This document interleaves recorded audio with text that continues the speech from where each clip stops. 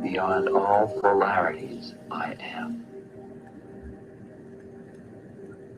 Let the judgments and opinions of the mind be judgments and opinions of the mind. And you exist behind that. Ah, so.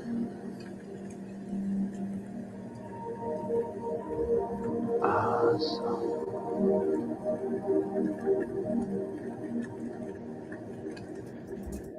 It's really time for you to see through the absurdity of your own predicament. You aren't who you thought you were. You just aren't that person. And in this lifetime, you can figure that out. Namaste, fellow waves. In the ocean of loving consciousness, somebody like you, Ben Myers. What's going on, brother? Oh, just dancing in the sandbox, my friend. Dancing, collecting data, all the above. Oh boy, is he ever collecting data, people. And he said, you know what? This is a night you'll pop on the stream for a little bit. Yeah, these are what I like to call the somebody like you days. I forget a lot of times, like I did a lot of my stuff on TikTok. So these are like what I would start doing. I'd be like, hey, I'm having a rough time, go of it. I'm going to go on and just talk about it. And haven't done it in a while. And tell you what, man, it's been a circus in the mind, but like I said, it's collecting data. It's definitely looking at it from different places than I used to, but it's been a hell of a 72 hours, that's for sure. Well, brother, let's say hey to everybody, and then I want to dive in as much as you feel comfortable with. If not at all, that's totally fine too, because the love and light don't lie, and that's what needs to happen is what needs to happen. Oh, Shari Soulflow got in now. Namaste, Shari Soulflow. So happy to have you here. Sending you lots of love as well. Lots of love for Ben from Shari. Dana, namaste, brother. Are you driving tonight, Big D? You hanging out? What's going on? People filtering into Instagram. Kevin Fife, namaste, brother. How the hell are you? K Money's coming in hot with Canes or Vegas tonight. Mitch Vander joined for a little bit. Peter's just all over when we get in Revo. I Luch interview. I've been seeing all the Fight Plan pods. Brother. You're talking some big name guests. I'd love to have them on. We're building there. I have spoke to Lucic's wife. I haven't been able to talk to him on Instagram. Revo let me use a picture for some project coming up, so there's good promise there. We're just working our way. We're working our way. But Big D's hanging. I'm sure he's going to be hanging with the game on as well in the background. Corey Katina, namaste, brother. Got to give us the update on that shoulder after we get into Ben's stuff here as much as he wants to. But I hope you're doing well. Sending lots of love. But yeah, dude, I mean, I remember seeing your post and just going, oh, yep. And it's funny how that just kind of came after your podcast and the posts about the panic attacks, which got a lot of great response from people, my man. Yeah, and I think it's nothing to like look away from, right? And I think a lot on a coaching call on Thursday, I sat with somebody for like 45 minutes in a peak they were in a peak panic attack, and I helped them breathe through it, held space and supported them through it. And then yeah, I know I have a little bit of a cold or something going on, but once something happens, hello everybody, hello Cam, Erica, Corey, everybody, thank you, hello. Something clicks, and all of a sudden the mind just, boy, does it have a record that it loves to play on repeat when it gets to things like this. Like right now, I'll be full honest, like my right arm is like tingling and going numb and stuff like that. And the first thing is thinking about is like, am I having a stroke? Am I having a heart attack? Like, am I having all of them kind of thing?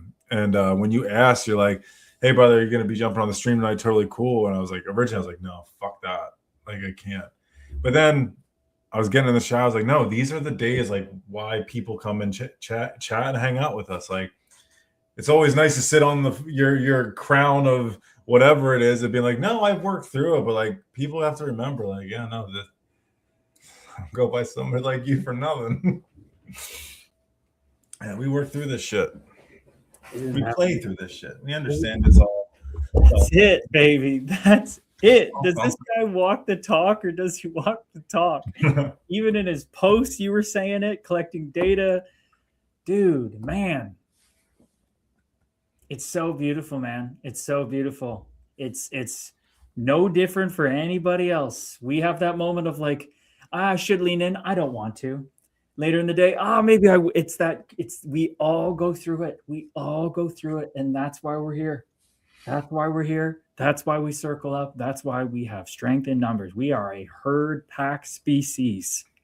And I just want to say thank you to everybody who's reached out. And Erica, you've been such a light. So thank you for just being such a wonderful soul and light and all those kind of things. Everyone who's sending love, I appreciate it. And that's a joy of community, right? It's not just about us. Erica said, I had one earlier today, a little CPSD flashback moment, but I gotta out of it with breathing and reminding myself what I have control over in the moment. And it's ironic is the only thing we have control over in the moment is our awareness of breath. That's it.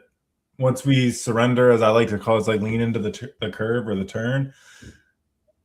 It's so tough, man, because it's scary as shit. Like I'd be so full of shit if I wasn't telling people I was like scared right now. Like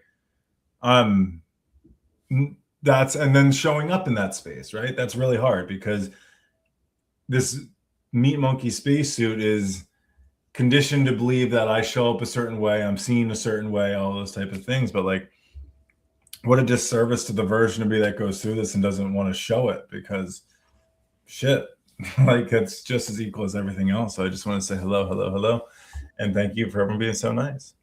Dude, it's so good. It's so good. Shari Soulful talking about having all-day panic attacks before. She appreciated the honesty on the podcast. I mean, it just prompts discussion, right? It prompts discussion. Sometimes people can be negative about it and not even prompts discussion, but this was only positive. When you shared so vulnerably, 99% of human beings, when you share vulnerably and extend that olive branch of, you can judge me all you want. It may hurt, it may not, but I'm here. It strikes a chord, a deep part of all of us. And now those walls come down. They really, really do. I mean, it even goes to the guy I was watching, a gay guy at a parade, and he's just getting berated by, a Christian apologist or someone like that. And he just out of nowhere goes, "What's your favorite pizza topping?" And the guy's like, "What? That's not what we're talking about." He's like, "I don't care. You can keep talking to me if you tell me your favorite pizza topping." And the guy starts talking about it. He's like, "You like that on pizza? I don't like that, but I like this on pizza. Oh, you like this on pizza?" And next thing you know, they're having a completely different discussion. And that was a form of vulnerability, when getting attacked for their identity, to say, "Well, what's your favorite pizza topping?" That embodiment of peace. That's that bear I sent to the Fire of Remembrance chat today with Shari, just being like, "Hey, I'm not there physically with you, but the way Shari shows up with Reiki meditation and sits with us in consciousness, I was like, I'm here with you right now going through this shit. And I know it feels like it's a full body thing that's happening. Your mom with her dementia meds are all over the place. You have to be there for your sister. You're dealing with your own pain, your own diagnoses, your own journey. It just becomes so overwhelming, dude." It does, but once again, it's a choice in how to show up. That is a frustrating part of fatigue, is when you can't lean into things like you want, like you're used to. It is. And then there's this thing of like feeling less of yourself and just reminding, like, once again, like with health anxiety, I don't know if Lynn's and Lorianne and people are in the chat at all, but I know like like Lynn's specific. I know a lot of people in the chat understand, but a narrative just can't escape. And then as much as you just observe it and everything like that, man, like right now, like I can feel my breath getting short, my arm going numb, like I said, and then the first thing is like, oh, this is probably something more serious. And it might, and the thing is, it might be.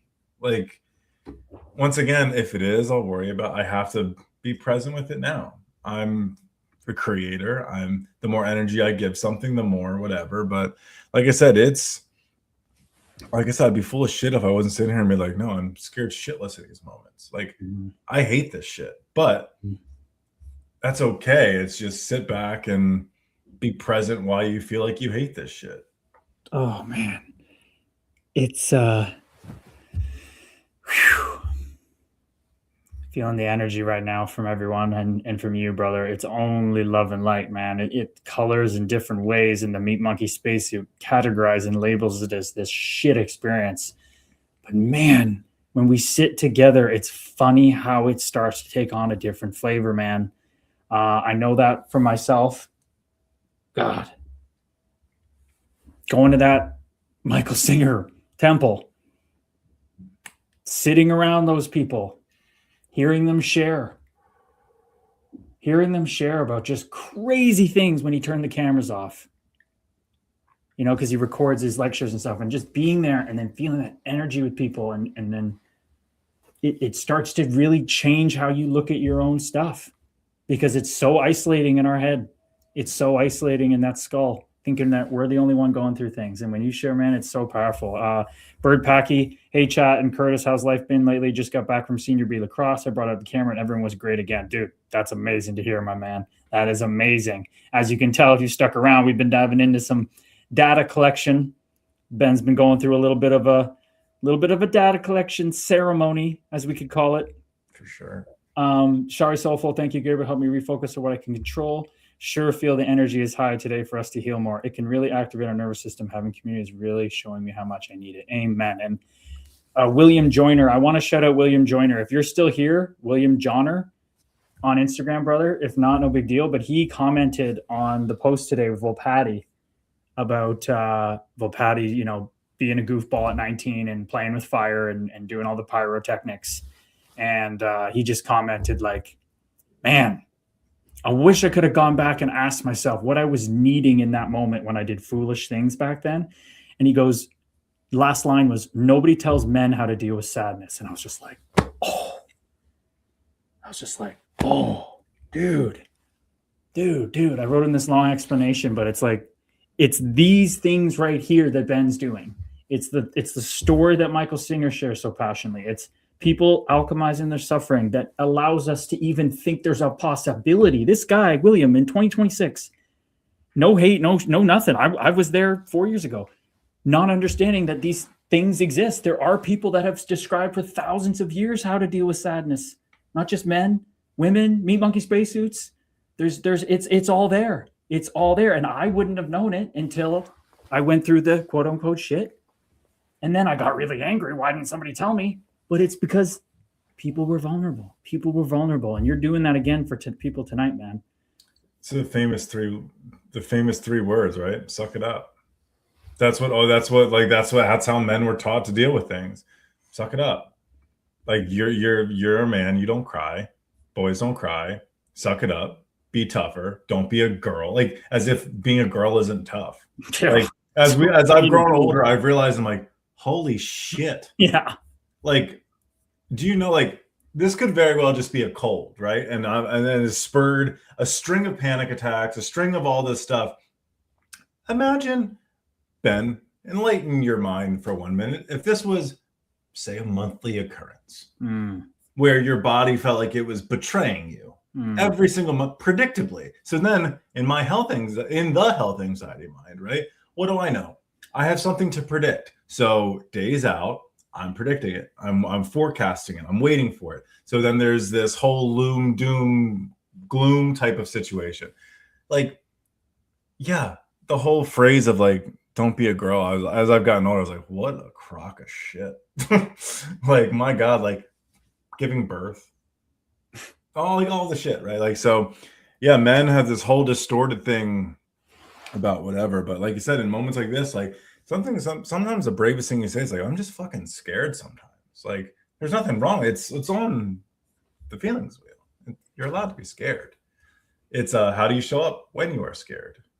There's no wrong answer. Just with each data collection, you start to think, what I do, how would I like to show up next time? What feels in alignment for me? And that was what I did today. I go, no, you say you're here for service of others. And if you go by somebody like you, this is the most somebody like you can possibly be, is being on there when you feel like you might pass out, your arm is tingling, you feel like it's going numb, you're worried something serious is going on. People in the chat have talked about how they feel these exact same things while on chat. So I feel like I would be just a disservice and not in alignment with myself if I didn't. My motto was suck it up my whole life, says Erica, or my family's, I would say. It's been the same in the past for Shari until it couldn't anymore. That's when Panda Tech started. That's it. Suck it up until you blow the fuck up. Yeah, but right. it's the contradiction. It's the path to hold the contradictions. You have to hold the contradiction that if we suck it up and we blow up, that it is simultaneously shit and awful, and it is simultaneously the best fucking thing that could happen to us. And it is so wild to say that in what we are conditioned to believe. And I think in our time that we all incarnated into here is so yang. It's so that masculine energy, go get, overproduce. And it just takes us so far out of alignment. Women are supposed to be in their feminine. Men are supposed to be aligned with that. There's really no such thing as men have to be masculine, women have to be feminine. The whole path is to be the middle between the two. And it was no more obvious when I started to dive down to like the secret teachings of Jesus, even though they're very plain and out there, the Gospel of Thomas and Philip, and they have this Magdalene and shit. Yeah, the final thing in their process is the bridal chamber, and it's not two people getting married. It's the merging of your masculine and feminine energies to become an absolute image of the divine, which is not masculine or feminine. You go to almost any near-death experience, I want to say 80-90%, they may even say that this entity, being of light, presented masculine, but they just knew it was neither. It's so amazing. Yeah, what is it? Like the rib wasn't actually a rib; it was like a dimension. Mm-hmm. Like they took a rib from Adam or whatever. Yeah, and the snake wasn't there to tell Eve to eat the apple and be bad. It was eat the apple and break free. It was the opposite, man. Anyway, we're getting off a little bit. I have so much fun with it, but it's what we're here to do. It's what we're here to do. I mean, yeah. I had never heard of all-day panic attacks before you. That's now a huge thing that I can like resonate and hear from people and be like, damn, I've heard of that now. It's been humanized to me. I think you said something. It's humanizing it, right? It's like I'm so fascinated by all the other stuff, but the meat monkey spacesuits having a very meat monkey spacesuit time, and it's if you're not present for that, you feel less than. Like, why am I not ascended? Why am I not evolved? Why am I still feeling this pain? It's like, well, brother, you chose here. You chose to do this. Like, if you chose it, go through it, work through it, play through it, whatever it is. And it's kind of those things is like, yeah, I don't know, man. I think the idea of having the human experience kind of got lost in the spiritual things of like, we're just a soul having a human experience. I believe that to be true, but I think people still find that very spiritual and the very like, I'm just a soul. It's like, you're having a human experience though. So the soul's pretending to be human.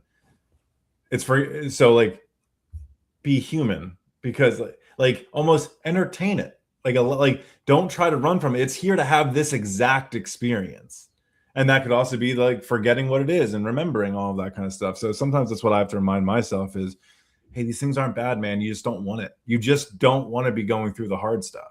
And this guy in TikTok, I feel like bro is kind of describing my current place with anxiety. Of course he is, brother. Yeah, man. Of course he is, because we're all one, and all our experience of anxiety is our unique version of the same thing. That's why it feels the same when somebody shares and talks about it. It's your unique version, but the core premise is the same. It's the fear of the unknown. It's the fear of the future. It's the fear of not having taken advantage of things or going to miss out on things. So it makes a lot of sense, my man.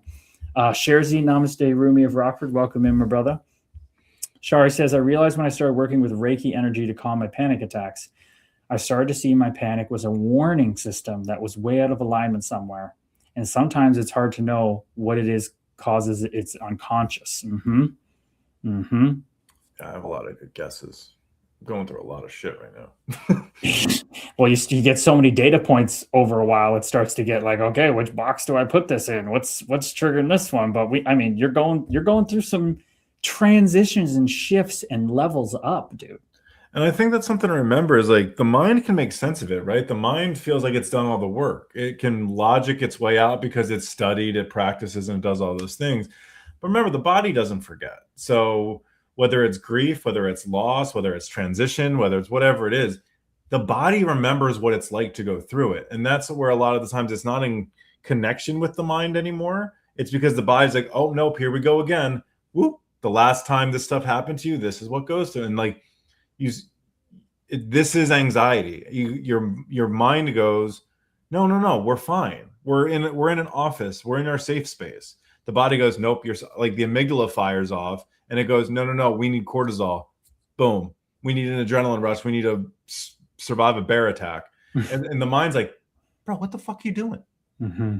We're cool. Mm-hmm. And then like that's what I've always learned is like that's what's happening is the mind and the body are not in sync, and that's where. What's the bridge? It's the breath. Doesn't mean you're going to feel like sunshines and rainbows or eat Lucky Charms or anything. Fuck no. But that's the connection to the unconscious and subconscious mind is literally the breath.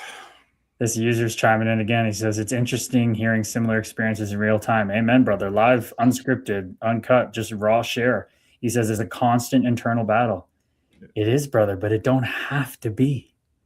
Brother, if he's on TikTok, somebody like you.official, I don't post on there anymore, but I got content on content about literally this stuff, man. That's where everything started. But he's right, like it does.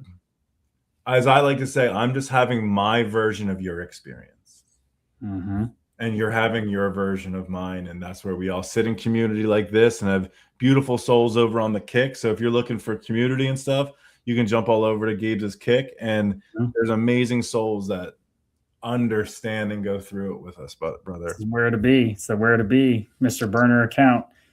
No, just in response to Ben with the anxiety, it can be a constant battle. Oh, gotcha. Yes, it can be. It can. That's the key word. It can be a constant battle. It doesn't have to be. It can be.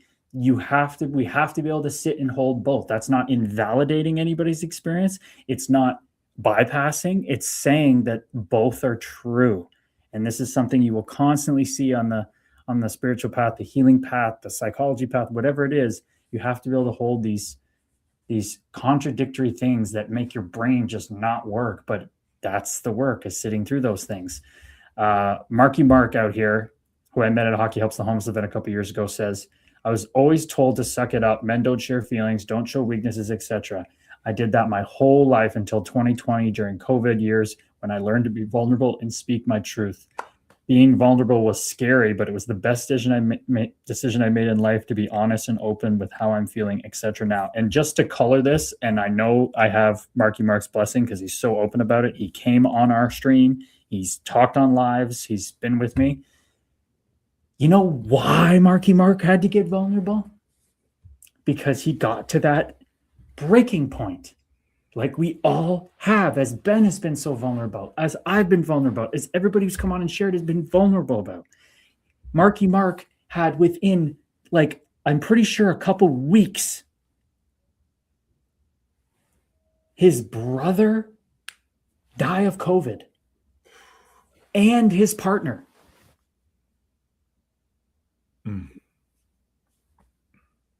And then his family, who has their own trauma, basically disowned him because they thought he brought the disease home from working security at a hospital. Okay, so you want to talk about pain and suffering and how at the same time I am not invalid. This is why there's wolves, scary demon wolves on the wall. I'm trying to relate that, I know. But at the same time, we have to be able to look up and say, this doesn't have to be true. It's here where I'm at now, and it's what I'm supposed to be experiencing. And this is what we are going to, 100 years from now, when I'm still alive, if medicine keeps improving, whatever, and all this stuff, I'm still going to be saying the same thing. The same thing's going to be coming out. Data collection, pounding it in our head. Maybe. I'm just saying, I don't care what happens anymore, to be honest with you. I ain't doing any of this stuff. So, but if I am, I'll be saying the same thing. You got to just beat it in your head. You got to beat it in your head. Maybe. If you can overcome all that, we can too. I hear the message. Exactly. Marky Mark, man, I want to say thank you for sharing, being vulnerable, and working through that, because I know there's a lot of people that have their version of that story. So I appreciate you sharing, brother. Hell yeah. Fuck yeah. Fuck yeah, bud. I was at a Hockey Helps the Homeless event. I'm sitting there and he messages me. He's been following me for a couple months he saw me do a live or podcast with Brady Leavold. So then he had met Brady and I was like, dude, if you live here, just come to the event. It's in Brampton. He came and we just chatted like the whole time. And he just was straight up first time meeting me, just unloaded vulnerability. And I was just like, give me more. It was amazing, dude. That's awesome, man. Hell yeah. I want to welcome in I forget the name. Becca Lynn. What is it? Becca Lynn. That's right. Oh my gosh. I want to check in. How's everything doing? How's the family doing? I just want to check in to make sure everything's going okay there. But I would say welcome in. Yes, I wanna follow up, Becca, as much as you are comfortable with. If not at all, that's fine. But we do know that some shit went down with the fam, and your dad, even though maybe didn't seem like he was the most open, he accepted therapy appointment, which was quite amazing. Wow. So I hear a man crying out for vulnerability right there and wants to let it out, but we are so conditioned not to. So I'd love to follow up there, Becca Lynn, if you are so inclined. Yeah. Because that is a powerful, powerful share. We keep hearing these stories and they just keep coming in and coming in. I know that resonates with Cam, and I know Cam remembers what Becca Lynn is talking about because Cam has such an experience with a violent father. Yeah, man. I just got to see Cam at the Pride Parade. Oh, that's awesome. Mm-hmm. Hell yeah. Yes, sir. Yeah. Hi, brother. Oh, Iverson. White Iverson. Yes, sir. The homie. The little legend. Hey, if you're going to jump off in a couple minutes, why don't you show everybody Iverson a little bit? Talk about how important he is to you and what's happened recently. I don't know. Is he piecing? He's chilling on this hi, bud. I don't know. You can't see him. Fuck. He's like a long-haired kind of cat, like Maine Coonish in him a bit. He's gray and black, and he looks like a Bengal cat. He's got longer kind of hair, a little bit, right? No, it's all short. Oh, it's got the short hair. Okay, for some reason I thought he had like a mane. Yeah, he hates being picked up, so I'm not going to pick him up. That's respect. Yeah, right. I don't like being when I'm chilling and vibing. I don't want to be picked up. People are cat people, and we respect how beautiful they are, just doing their thing. Dude, I feel like I'm a cat human. Yeah. Do you have anything that so I should say, my thing is I hate my face being touched. Is there, and I know one of my buddies hates his neck being touched. Mm-hmm. Is there anything for you, whether it be physical or verbs or words or anything like that, that is instant to you? The grind the gears meat monkey spacesuit reflex is for me when Graham at Tipty after we play and he kicks my ass, he keeps trying to stand too close to me to talk. He keeps I take a step back, he takes a step forward, and it's I had to say to him, Graham, you gotta stop moving forward. I've tried to move back multiple times. I don't need to be 2 feet from you. Oof, I feel that too. That gets uncomfortable. Mm-hmm. Oh. Okay. Do you want to dive into Iverson? You want to talk to Becca quick before you head out? Yeah. I want to talk to Becca quick. It's all right. My dad has been ignoring us, mostly my brother and me, for a week today since this whole thing happened last Sunday. I know that's hard. I mean, it's kind of peaceful, but at the same time, life is short as heck. Very true. And never giving excuses for what happened, but it sounds like he's going through his things that he doesn't really know how to process too. I'm sure there's a little bit of embarrassment. No one wants to show that in front of people they love and care about. So I'm sure he's working through his own set of things, and rightfully so. But yeah, no. I'm just so proud. Once again, I'm just so proud of the way you show up and the way you talk about it. And He's going to therapy Friday, so hopefully start to change for the better. Absolutely. And that's just the start, right? Learning how to talk about it, learning what to say. Yes. And don't put expectations on it, Becca. Your mind's going to want to he's going to change overnight and all these things. It's going to be perfect, right? It's like, just let that breathe. Let it breathe. Let that man do his work. He's whatever age. He is all that built up. He's from an even less vulnerable time, right? Yeah, man. Absolutely. Okay, brother. Are you going to go rest that Me Monkey spacesuit? I got one more in me. I want to tackle what Corey Katina said to you. Okay. How tough was it to abandon that hockey player mentality, not just physically, but mentally as well? And would we be better if the teams did not put out the injury report after the playoffs and telling people you need to try and play through it? Are you injured or are you hurt? Corey Katina out here with just, he's a very deep thinker, very sharp-minded guy, really likes to walk the middle and understand all sides. First part.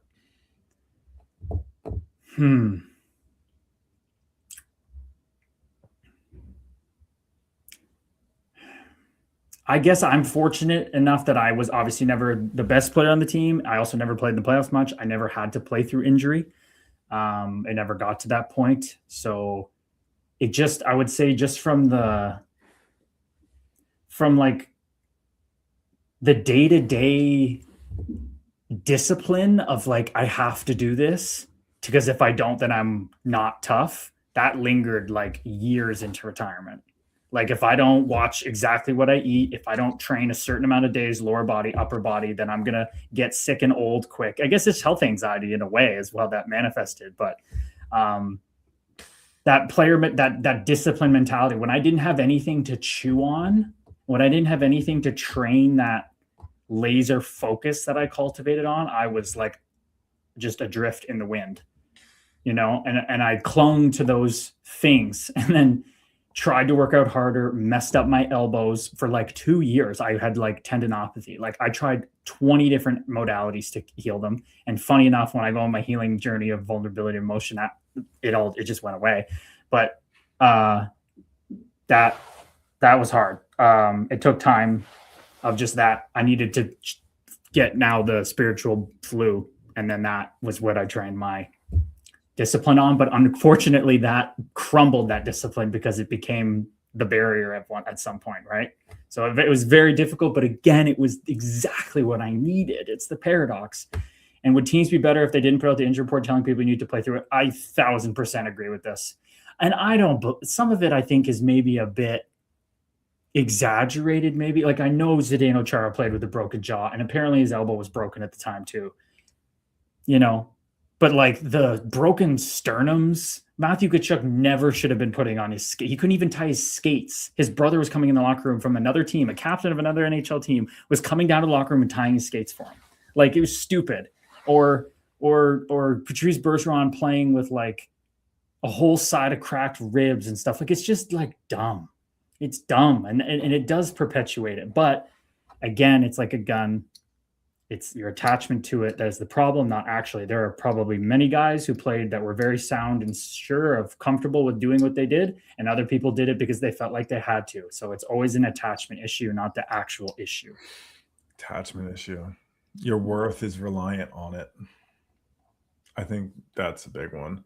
Because I even once again, that's a version of me even coming on tonight. It's a sense of worth, right? It's a sense of being who you say you are, showing up, play hurt kind of thing. And I think once again, you help with that because once again, leadership or whatever can help with that. Cause you're like, brother, no, it wasn't even like, take care of you, whatever. And you were like, pretty much like, don't do it, man. You're fine. I was considering you not coming on until you said I'm coming.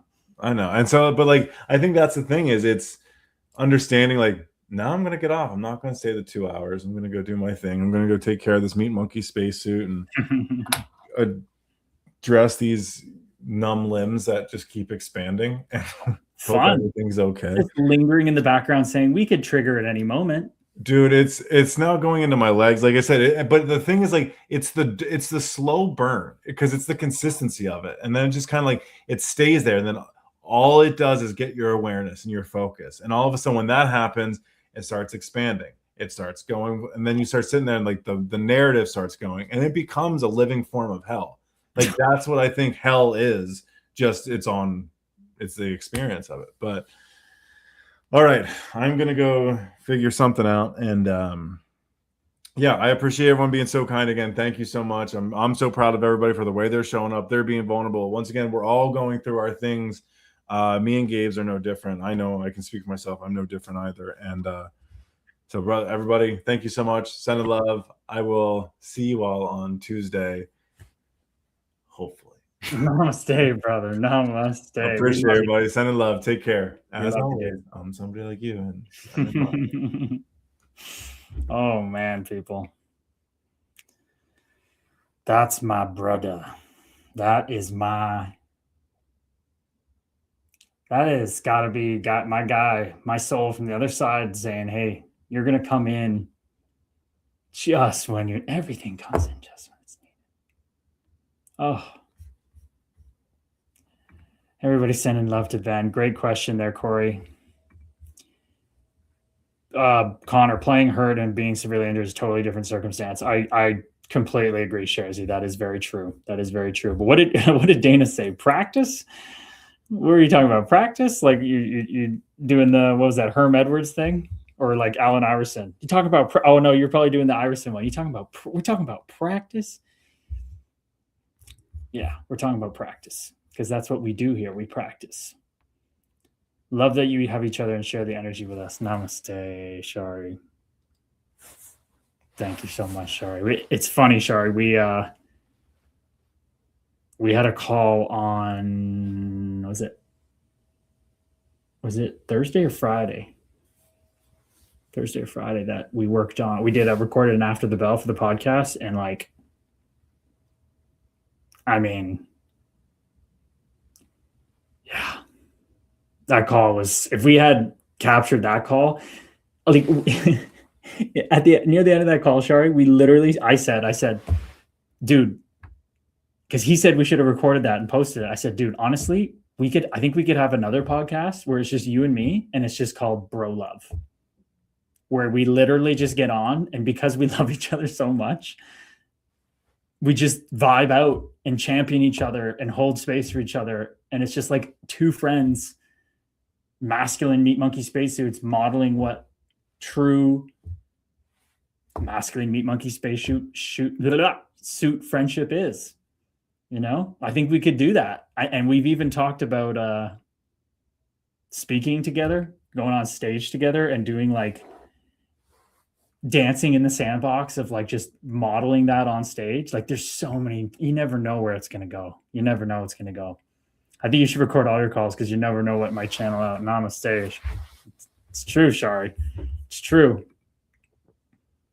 Oh, so many possibilities. There's like so many ideas flowing through. I'm not thinking them. They just come through. Shari, I know you know that. They're just coming through. I got at least 2 other podcast ideas, at least 3 other book ideas. Like it's just the beginning, brother. It is right. User 4,000, user 40,000, 5,020. Brother, what's your name, fellow wave? Meat monkey spacesuit, male, female. What's your name? Where you're from? You've been really active in here for a burner account. We don't see that usually. Can you fill us in who you are? What's going on? You've been sharing some beautiful stuff. We want to know you.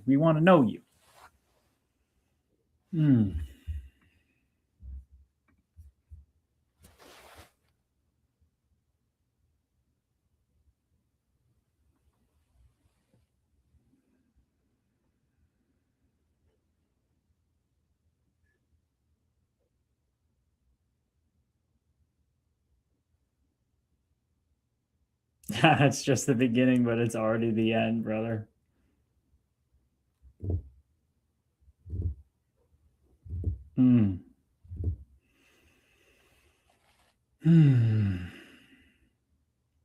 My ego loved watching the Wolves lose today. Okay.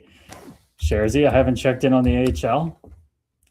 The Marlies and the Wolves. So Marlies won 4-2 to start it off. Very nice. Okay. What was the score of the first game? Gruel, Nylander, Shaw, Gruel, Shaw. Wow. Oh, overtime, Logan. Logan Shaw, very nice. Some big games for the big guns. Oh, and Yuso Valimaki's down there for the Wolves. Interesting. I didn't know he was down there.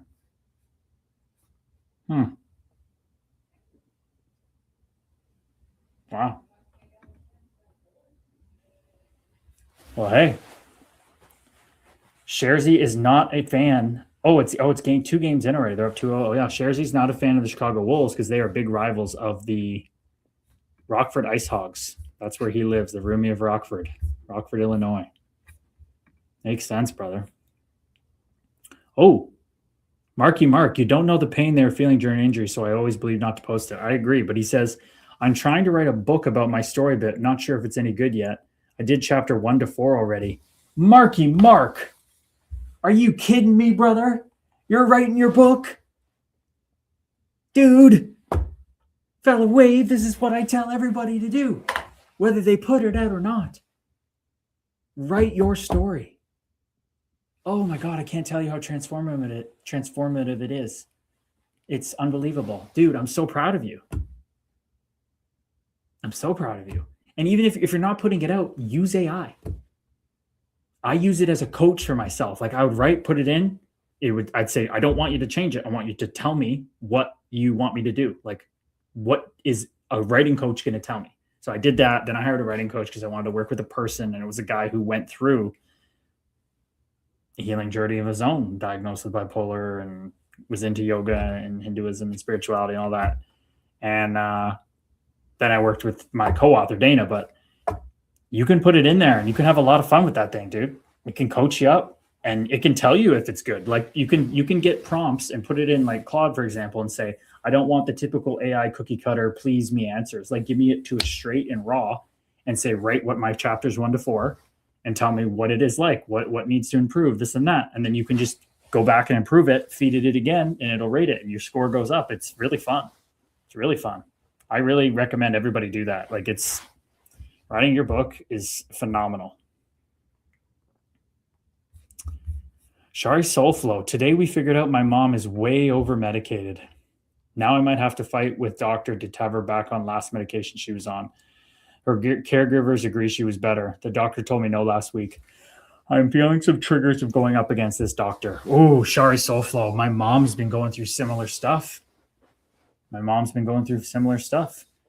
I know she doesn't like me to talk about it too much, but another person is on power of attorney with my mom, with my grandpa. And there's some miscommunications. There were some people calling and not talking to the other power of attorney, all that kind of stuff.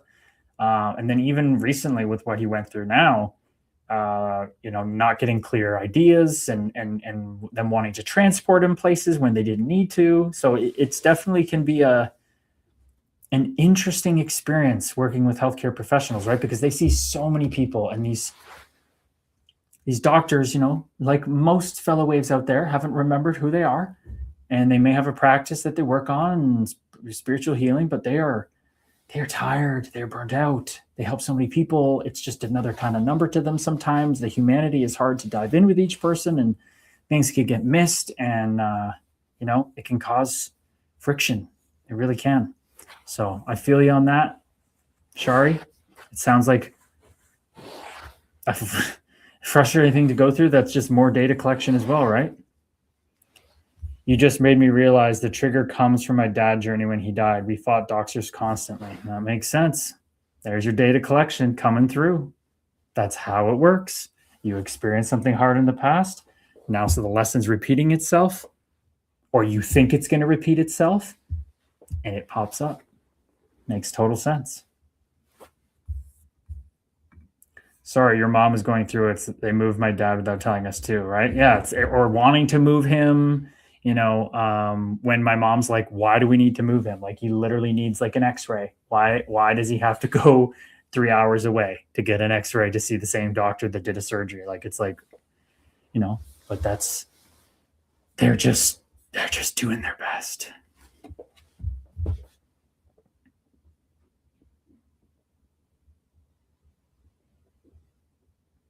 I know Shari gets it, fellow waves. Shari's been on the spiritual path. I know Erica's, we're all on different points, but I got to do like a segment every stream where I just really, for whoever is meant to hear it, who's on the stream at the time, really understands that the answers are out there. And the way I'm saying it to you now is that the answers are out there, but they're really in here. But the answers are out there to point you back in here. Hearing me share vulnerably about my journey, all that, my book's going to really help. But if it doesn't strike the nerve with you, that's okay. Go explore. After my first psychedelic experience, my brother handed me two options, Eckhart Tolle or Michael Singer. I looked at Eckhart Tolle and I went, His vibe didn't match my ego's vibe at the time. I just didn't resonate with him. Then I saw Michael Singer and I saw this vibrant, glowing man with a big mustache and this big grin and just joy bursting out of him of love and light. I didn't even know what that was back then, but I felt it.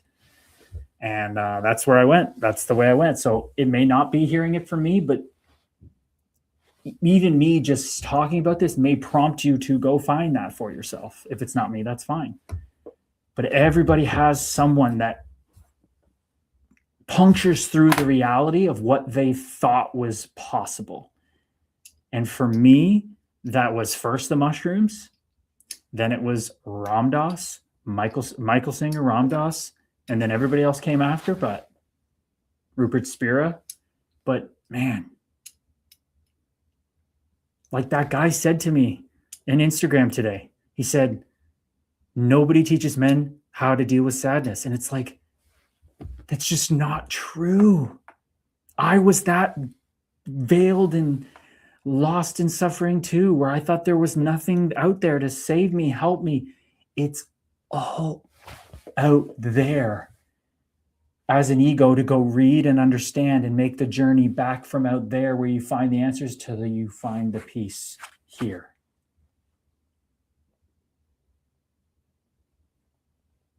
That's what my brother speaks about. He's the one that coined this. My brother's a freaking poet. Rumi of Ontario. He said, can't make people drink the spiritual waters like you can't make a horse drink, but you can salt the hay. That's all we're doing here for each other. Really, we hold space, but then when we're holding space, we salt the hay for each other.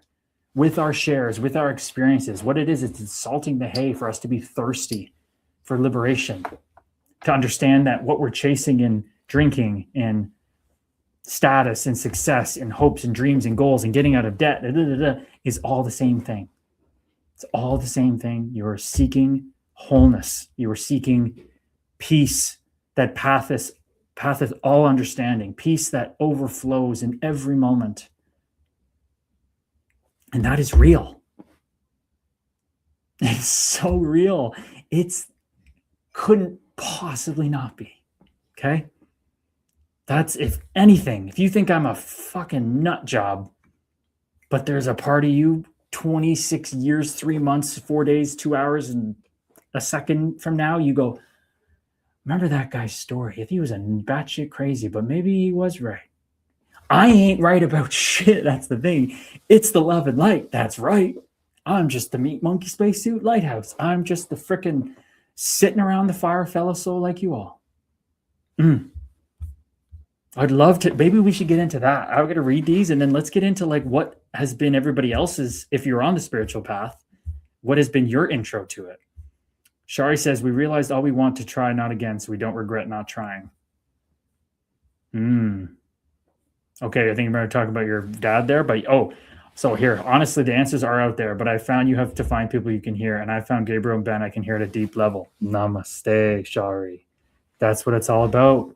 So honored to be a part of that with you, to sit in the fire with you. Oh, I'm going to sneeze.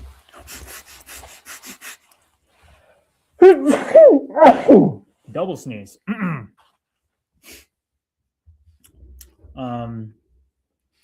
I feel like I grew spiritually for a long time. When my dad died, something shifted and had to find my new tribe.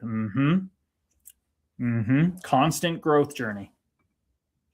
How old is he? Because only a few decades ago, men had to pretend not to be sad. Weakness, certainly no help for processing sadness. I agree. But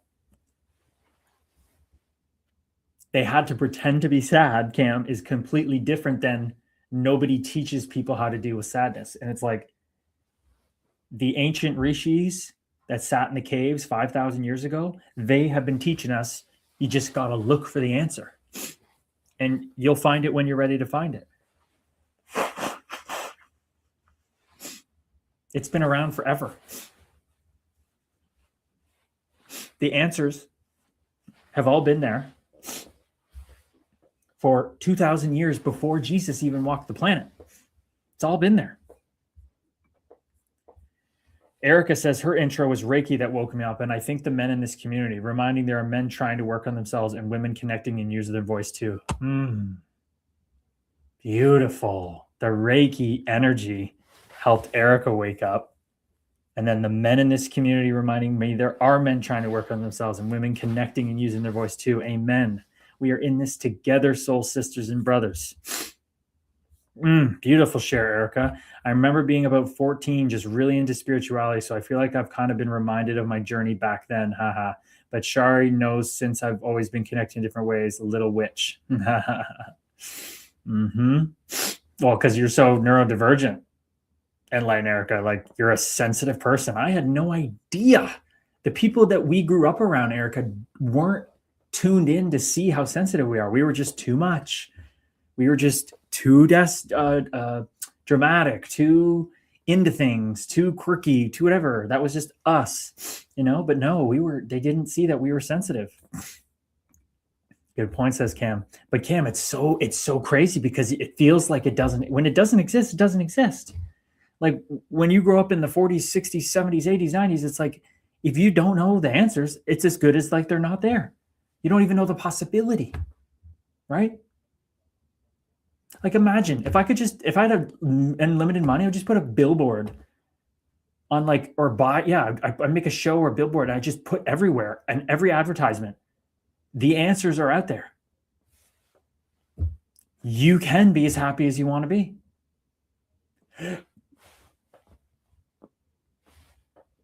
It's true. It just is.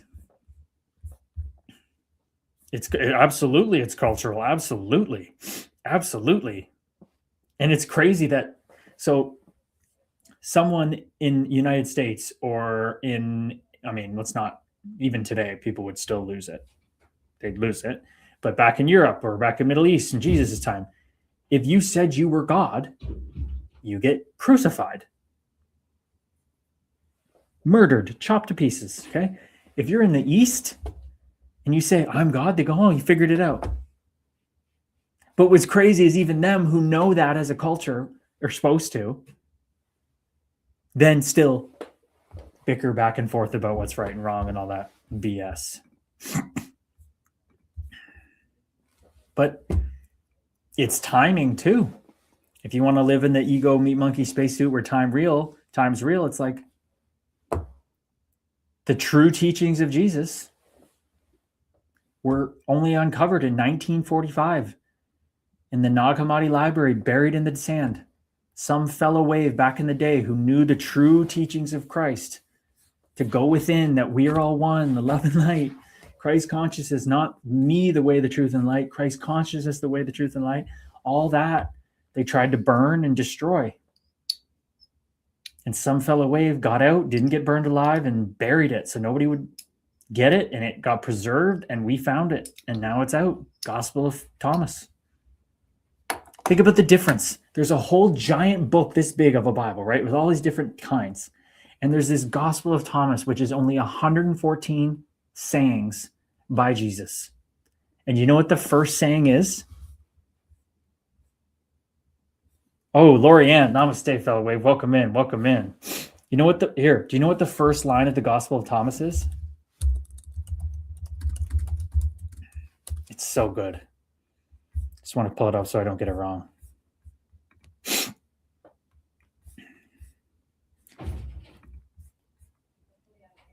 The first line is, first of all, these are the hidden words that living Jesus spoke. These are not these are what he said.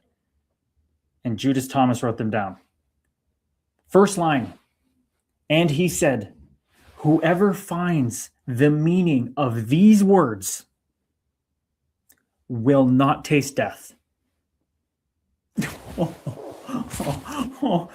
My whole body's lighting up. Even before I was going to say it, I knew I was going to say it, and my body's lighting up. Who finds these meaning of these words will not taste death. Jesus says the one who seeks should not cease seeking until he finds. And when he finds, he will be dismayed.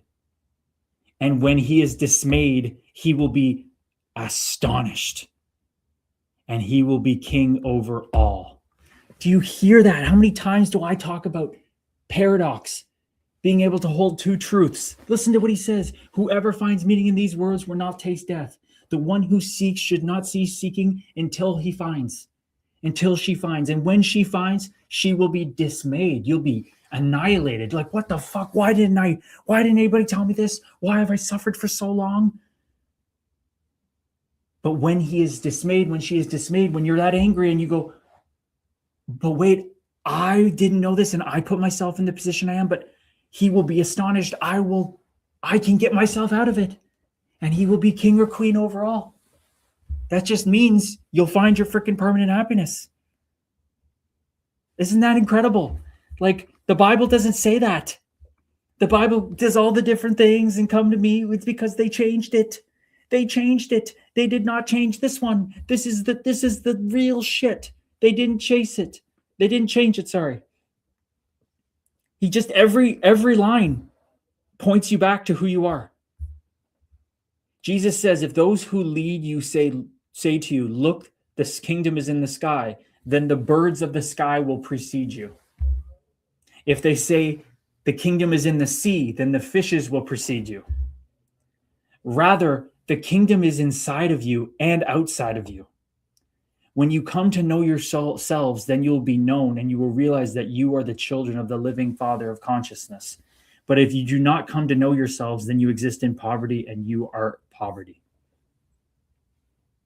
It's all here. It's Hinduism in Jesus talk. Hello, lovely, says Lorianne. Erica, I have to send the group a picture of my drawing when I was little. I was drawing my dog's soul going to heaven and me writing no God at the top because I was angry my dog died. That's it right there. You know, many people that keeps trapped and how long that kept me trapped for so long. How the hell could there be a God with all this evil happening? How could there be a God when my beloved dog, who never would hurt a fly, literally, we feed him his food and he wouldn't even eat a fly. He's just the sweetest dog. She's the sweetest dog. But no, God had to take them from me. You know how many people that keeps trapped, suffering? And it's exactly how it's supposed to be. It's exactly how it's supposed to be. I was so like, there's genocide. There's child molestation. There's pedophilia. There's all these things. How could that possibly mean there's a God?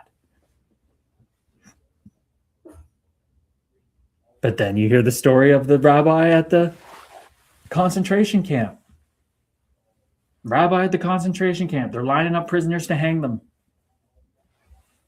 They put the people up there, put the noose around their neck. They drop the thing. Their neck hasn't broken or they're broken. They're dying. And somebody looks at the rabbi and says, hey, Rabbi, where's your God now? And the rabbi looks at him and then looks back at the people dying and says, right on the end of that rope.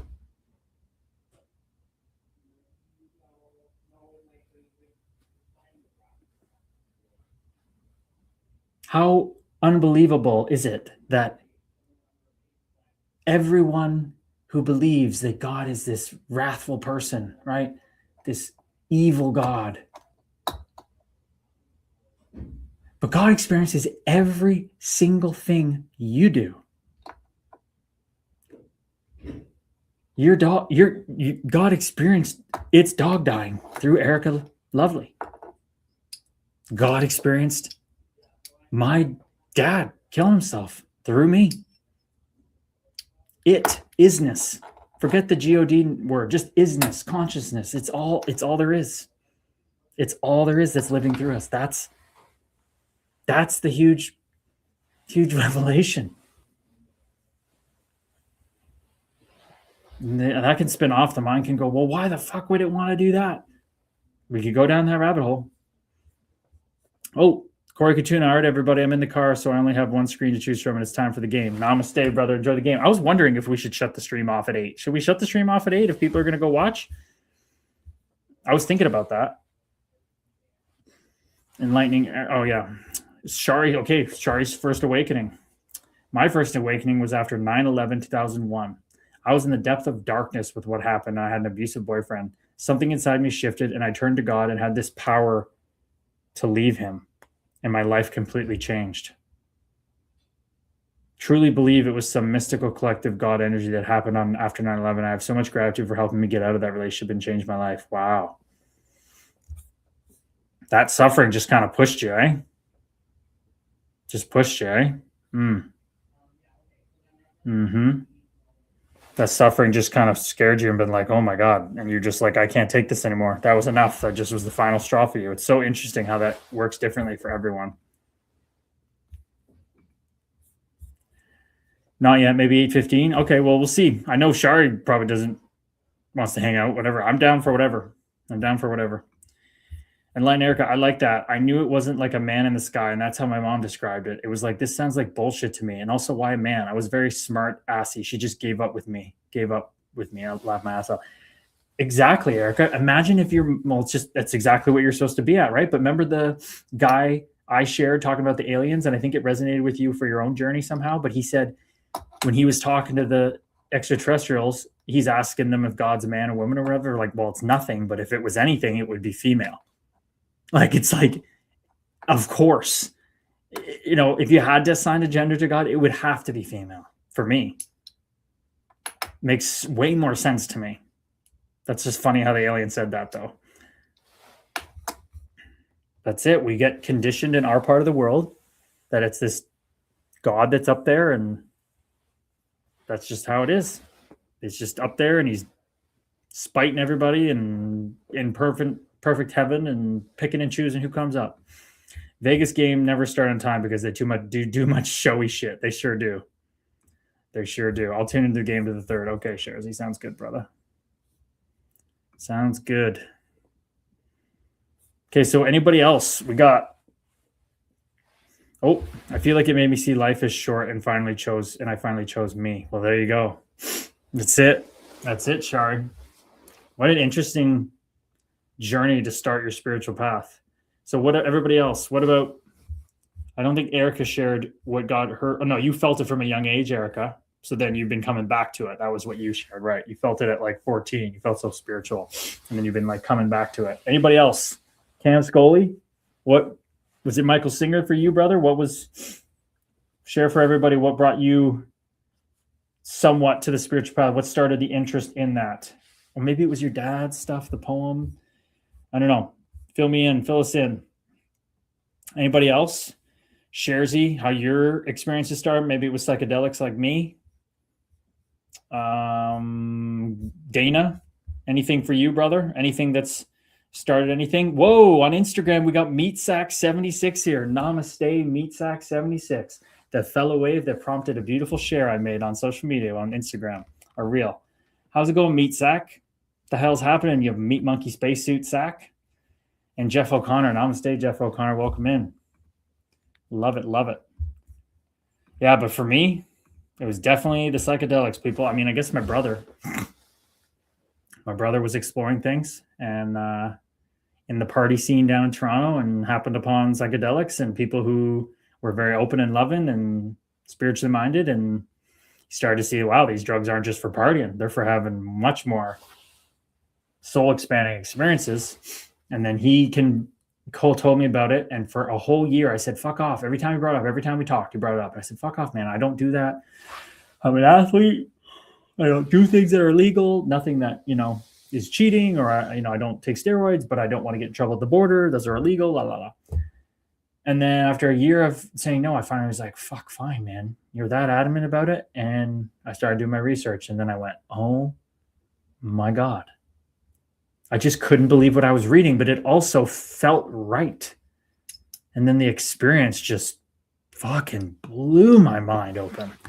Sharesy, mushrooms. I've actually tried a THC and mushroom infused gummy this past weekend. Wow. You ingested both at the same time. How did that go, Sharesy? I've heard there's the hippie flip, which is LSD, then MDMA, then mushrooms or something. So talk to me about that.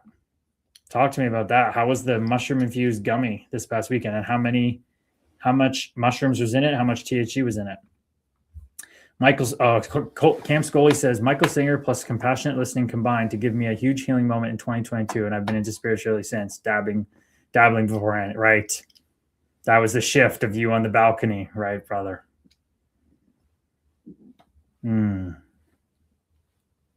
Cam went and visited Michael Singer at his temple too. What a place. If there's ever a place I'd want to take like a field trip with the collective, be that place. Shari Soulflow, Reiki and mushrooms create another awakening for me years later. All of it seems to take me deeper. Oh, Shari Soulflow. I didn't know you had done the mushrooms. Yes, balcony, says Cam. Let's fucking go. Yes, that balcony is beautiful, beautiful metaphor. Beautiful, brother. Reiki mushrooms. Reiki mushroom day sounds fucking amazing. Yeah. Okay, but Shari, please tell us about your mushroom experience. I didn't know you were into this. Please, you haven't shared that before, I don't think. I would love to hear your experience, how much you took, what was the setting, all that. Sharzy, it was decent, very heavy indica, and the light microdose is very beneficial. I can see why states are legalizing shrooms. Ooh, yeah. Man, shrooms are just, forget like the consciousness part, the longevity part, the healing for your body is just like unbelievable what they're finding in studies. Unbelievable. God, it's exciting. It's an exciting time to be alive.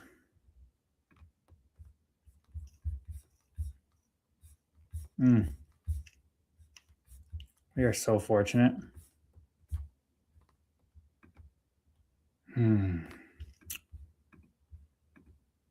It's just like it's hard to really wrap your mind around. Well, what am I talking about? You can't wrap it. That's the whole point. You can't wrap your mind around it. You can't. You literally can't.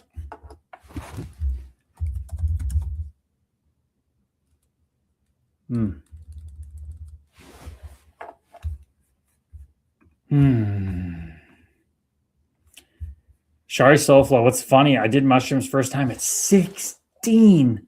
I think I went somewhere but didn't get it back then, wish I understood it then. Okay. So you did them at 16, but you just you didn't understand what you're going into, right? Like your understanding and your consciousness going in really matter to how you take them. If I had just taken them out of nowhere, I would have never had the same experience. But because I did the preparation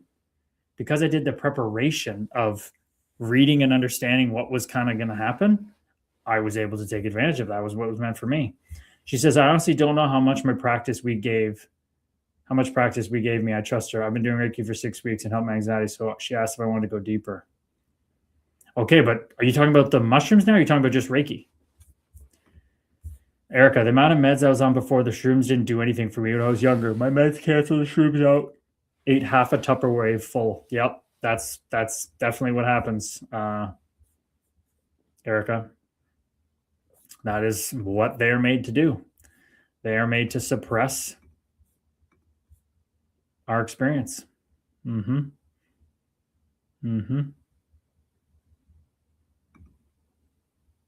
Pretty wild.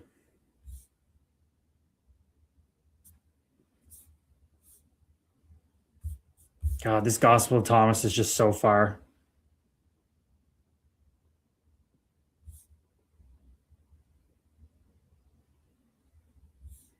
Man.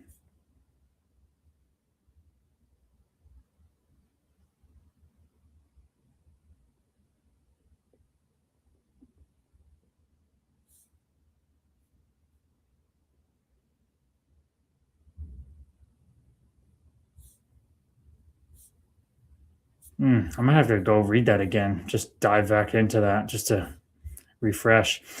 Shari Soflo, no mushrooms. My Reiki practitioner gave me them, and it really took me into visions and love and light. I remember feeling so much bliss. Okay, so your Reiki practitioner gave you the mushrooms. Okay, do you know how much she gave you? Do you know how many grams, Shari Soflo? I'd love to know if you had any idea how much you took, where you took them, what setting, who are you with. I would love to know all of that because that really changes what your experience is. It's so curious to me to find out how people go through different experiences.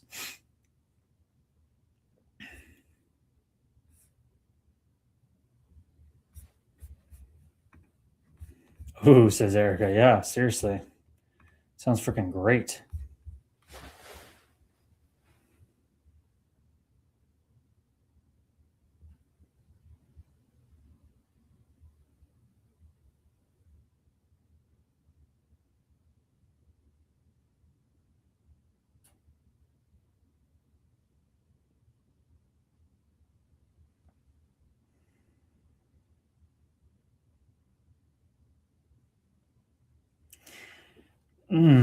Sharzy, as a user, I normally count grams. I don't count grams. I just eat. Okay, well, Sharzy, you've said you did what? You did 28 grams in like one time, right? The last one I did now is 13. So I'm working my way up there just for fun, just for shits and gigs, because it just helps my brain rewire anyway. So why not? Shari Soulflow, I was at her house and in this massage room. I want to say it wasn't a huge amount, but not sure. Okay. Well, it sounds like enough to have some visions. Do you remember what kind of visions you had? And when you said took you into visions of love and light, tell us what that was like. I would love to hear about that. Oh, whoa. Is this a real message or a spam? It's only Apollo. Hey, Curtis, I tagged you an Instagram post you got to see. I figured you're the right person to see and maybe spread the message. Okay. I did see there was a kid I got tagged in something on TikTok before this. I can't remember his name, but Maverick. He was supposed to get his hockey last wish fulfilled, but then he got moved to a different hospital, so it wasn't able to happen. And now he's on hospice, a young kid with melanoma or something. So maybe it's something to do with that. But I'm definitely going to be sending that young fellow wave suffering out there a message. If maybe it's about that, but if it's not, I'll check it out. See if it's called in to my timeline. Thanks for coming in here. It's only Apollo, though. We've never seen you around, unless that's spam. But yes, that's exactly it. Okay, he's trying to get NHL players. He was trying to get NHL players trying to comment. I figured you'd be able to make his day. Oh, absolutely. I'd love to. So it's first of all, it's only Apollo. I love your name. Namaste. If that's your real name or not, let me know who you are, where you're from. Thank you so much for joining the kick stream. The real OGs coming here. And can you give us more details on this? Because what I saw was he's just trying to, people are just trying to get the word out to send him videos because he didn't get his last wish fulfilled and he's on hospice now and he doesn't have much time left. So he wants, or he just, want messages from hockey players. So I'll definitely make one of those. Best believe it. I'd love to be there when he passes. I've never been around someone that graduates from their Meat Monkey spacesuit. I would freaking love it. I would really want to. Ramdas said it was his most important work. And I know Erica was around, I think, for her grandfather dying or something. I would love to go. Curtis Gabriel, my man, says toss-ups. Namaste, toss-ups. We are one. What's going on, toss-ups? Who are you, fellow wave? We're getting some new people in here tonight. No, big Leafs fan. Have been following you on Insta for years. Just recently made a kick account to show you. That is so beautiful. Look what brought you in here. You've been following for years. My whole job is to salt the hay to get you in here, to get you in the community of love and light. And what brings you in here is Maverick and his story. You trying to share more love and light. That is beautiful. Maverick brought us closer together. What a gift from Maverick to bring us closer together. That's beautiful, Apollo. Oh, Lorianne, I attended my friend's dad's passing. Lorianne, what was that like? How long ago was that? Lorianne, how's your son? How's your son? We need an update on that. I know you said they got his heart back going, but what's the update on you? You came in here a little late, and I apologize for just cluing in. Like, how's your son? How's everything going? Okay, it was very peaceful, your friend's dad's passing. Wow. Beautiful. I think it was Erica that sent, or Shari that sent that amazing clip from that show where It's about terminal cancer and dying, and that nurse who's just fired up about death and telling about how it is, and people are just freaked out how morbid they think it is, but I think it's the fucking most badass thing. Death is the best thing ever. Shori said she then had me lay down on the massage table, and it was like the Northern Lights tunnel.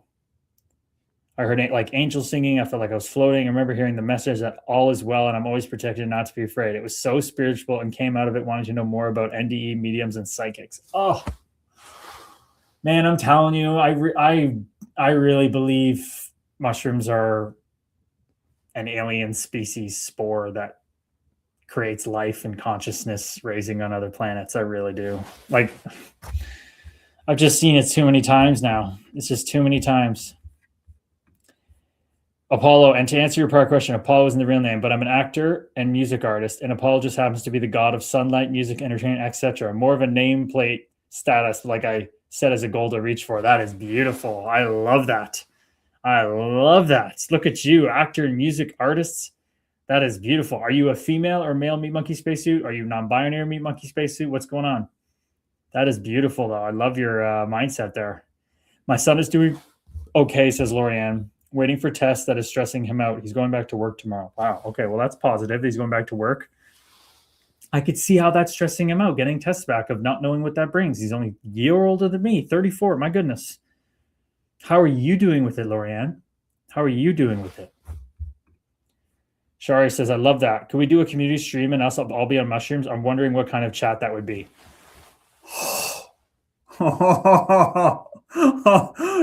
Oh, Shari. I mean, I know Connor Share over there is just loving this. Obviously, a stream on mushrooms would have to be, at least a 4-hour stream. I mean, it would be hitting for 4 hours. I mean, I'm not opposed to that.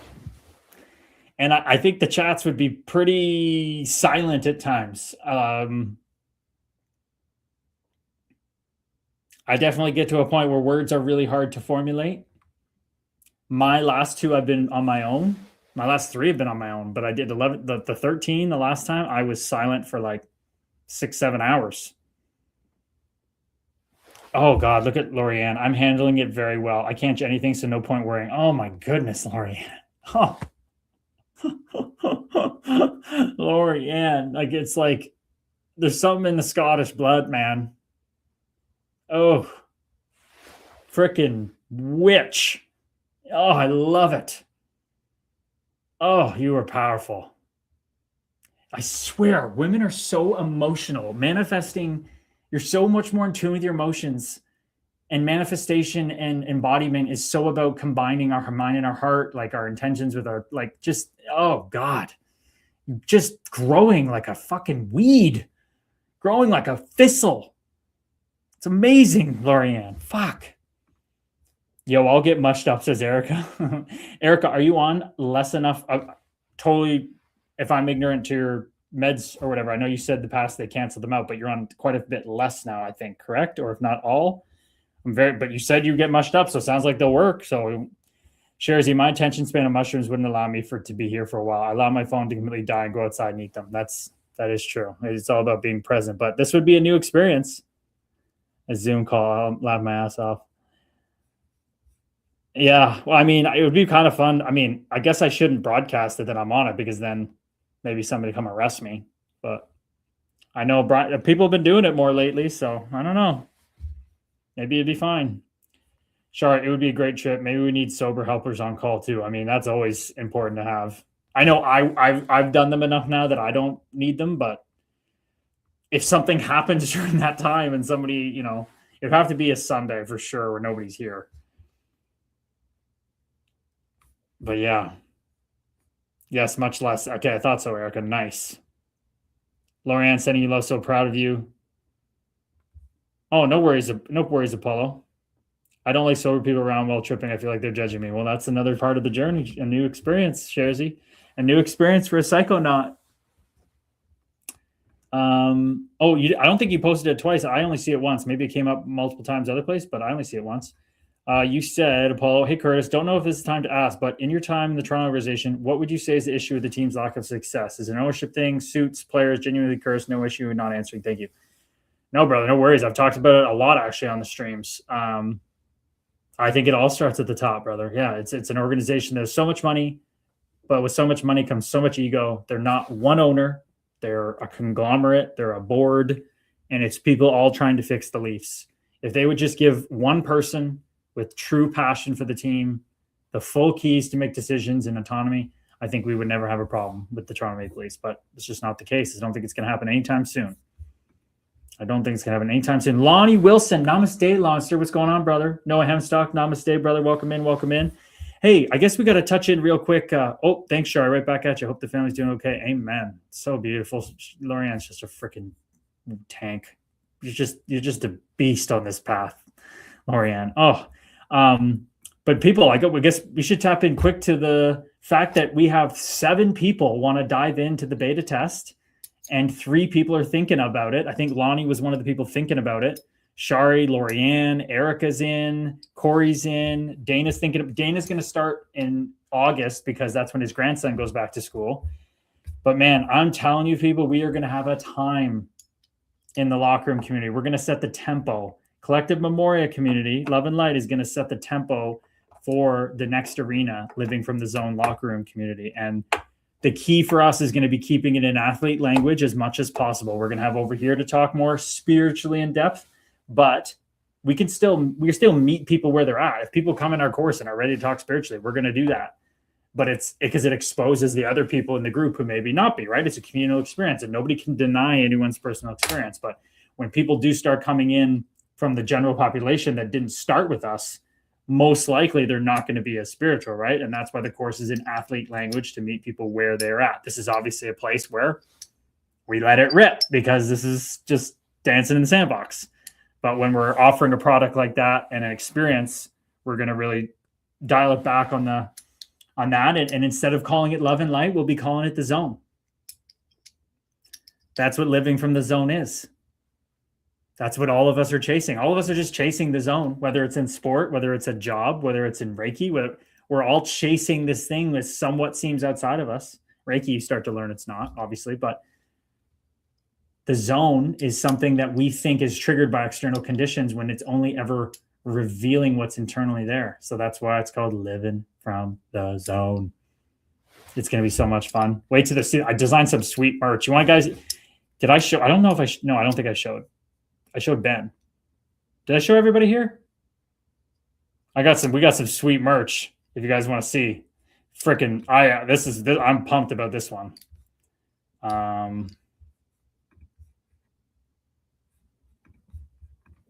really pumped about this. Let's see, I'll show you.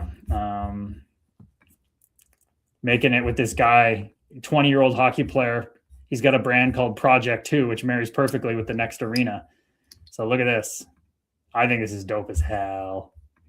Dope as hell. Okay, ready? Where do I go? I think you guys should be able to see this. I can't see my screen, but you can see it. But look at this. Not just an athlete. You got the locker room community, Project 2 over your heart. And then you got the back.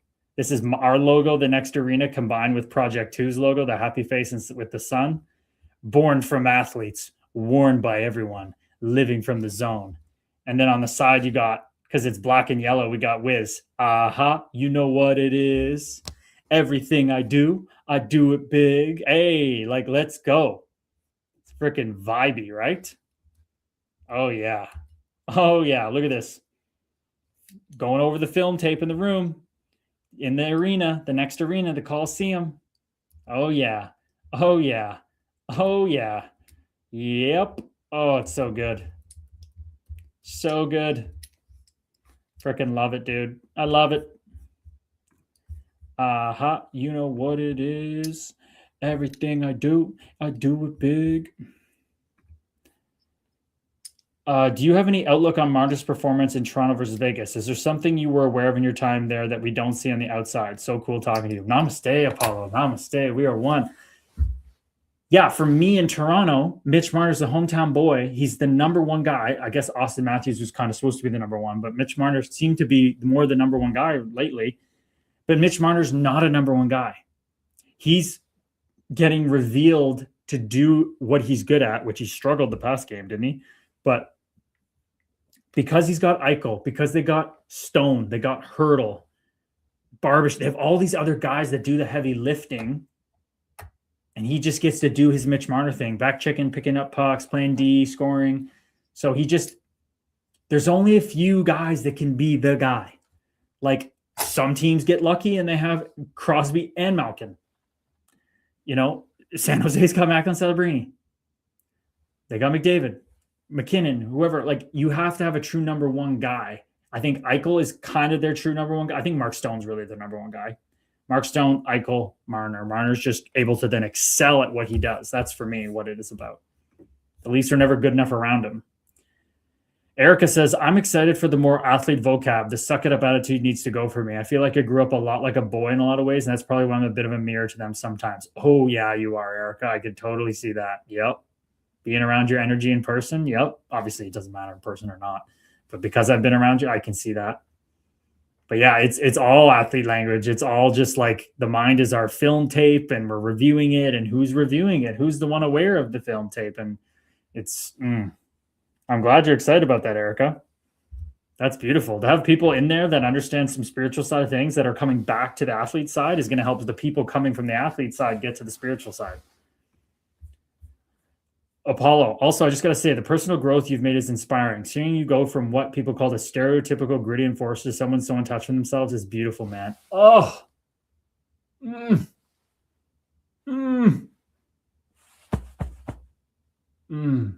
Thank you so much, fellow wave. I can feel your love and light channeled through you to me.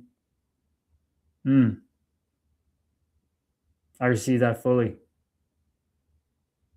And again, like I always say, not because it's out of habit or because it's true. You have to have met some level of vulnerability in yourself or been humbled by life to see that in someone else. So that speaks a lot to you, my man. Beautiful.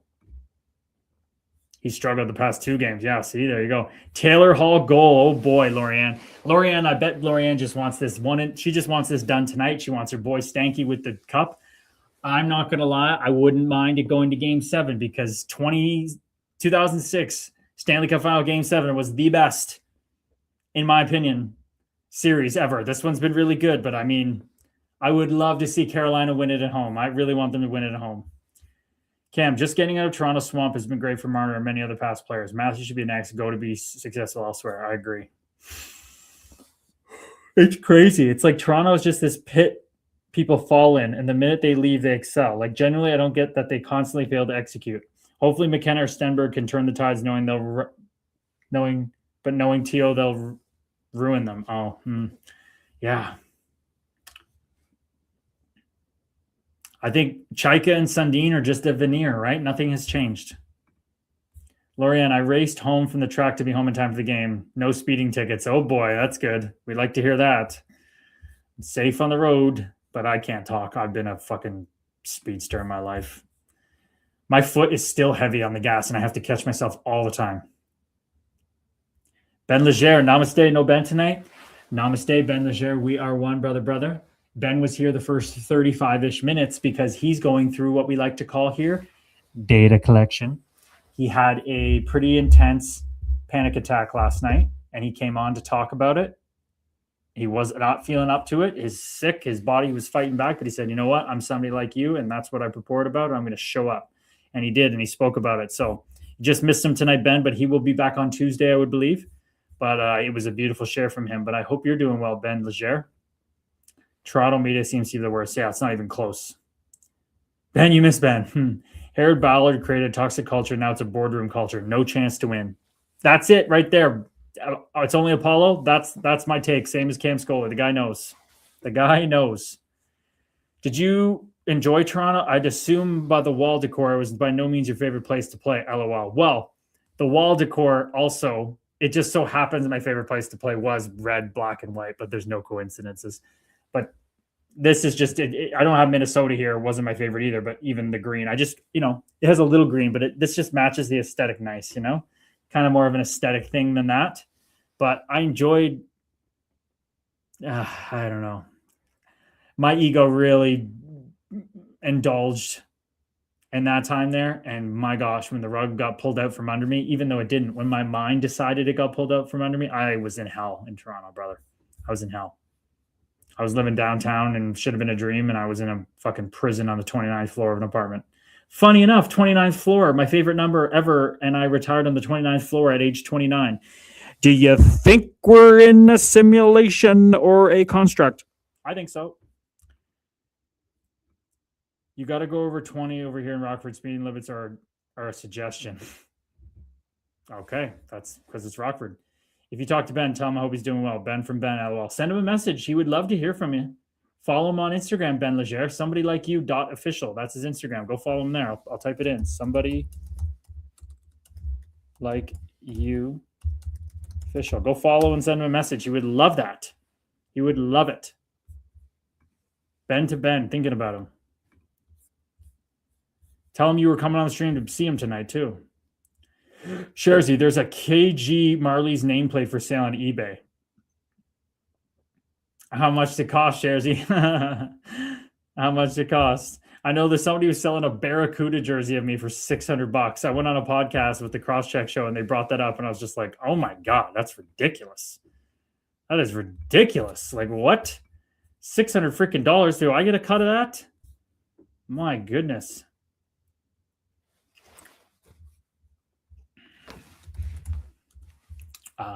You know what it is. Everything I do it big. Screaming that's nothing. When I pull off the lot, that's stunting. Around the town when they see me on everything. Black and yellow, black and yellow, black and yellow, black and yellow. God, that's a banger. Whips and the diamonds on my black and yellow. Black stripe, yellow paint. You hit them with this something, but this something ain't. That I don't think that part was very nice, but it sounds good. Shares you probably knows it.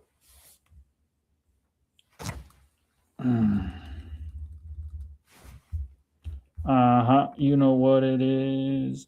Everything I do it big.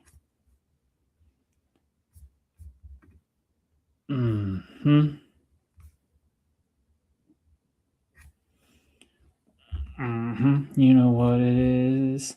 $40. Hose ain't. Yeah, that's what it is. Hose ain't. I knew it was something not good. Yeah, but then hose ain't. My engine roaring. I'm big boying. Big game tonight says no. I know. I was thinking about maybe we shouldn't even stream, but it's always we always gotta come hang out. But yeah, maybe if everybody wants to go watch the game, we could shut it down. But I'm vibing. Maybe I should throw it on in the background. I bought the fucking package. I bought the whole season package. I'm not gonna have it next year. I bought the whole season package thinking we were gonna be streaming all the time, but just didn't. Just wasn't a thing. Wasn't the vibe we wanted.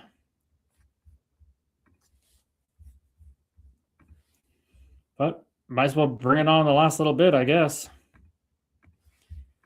One thing for sure I ain't watching is the UFC event at the White House. No thanks. No thank you.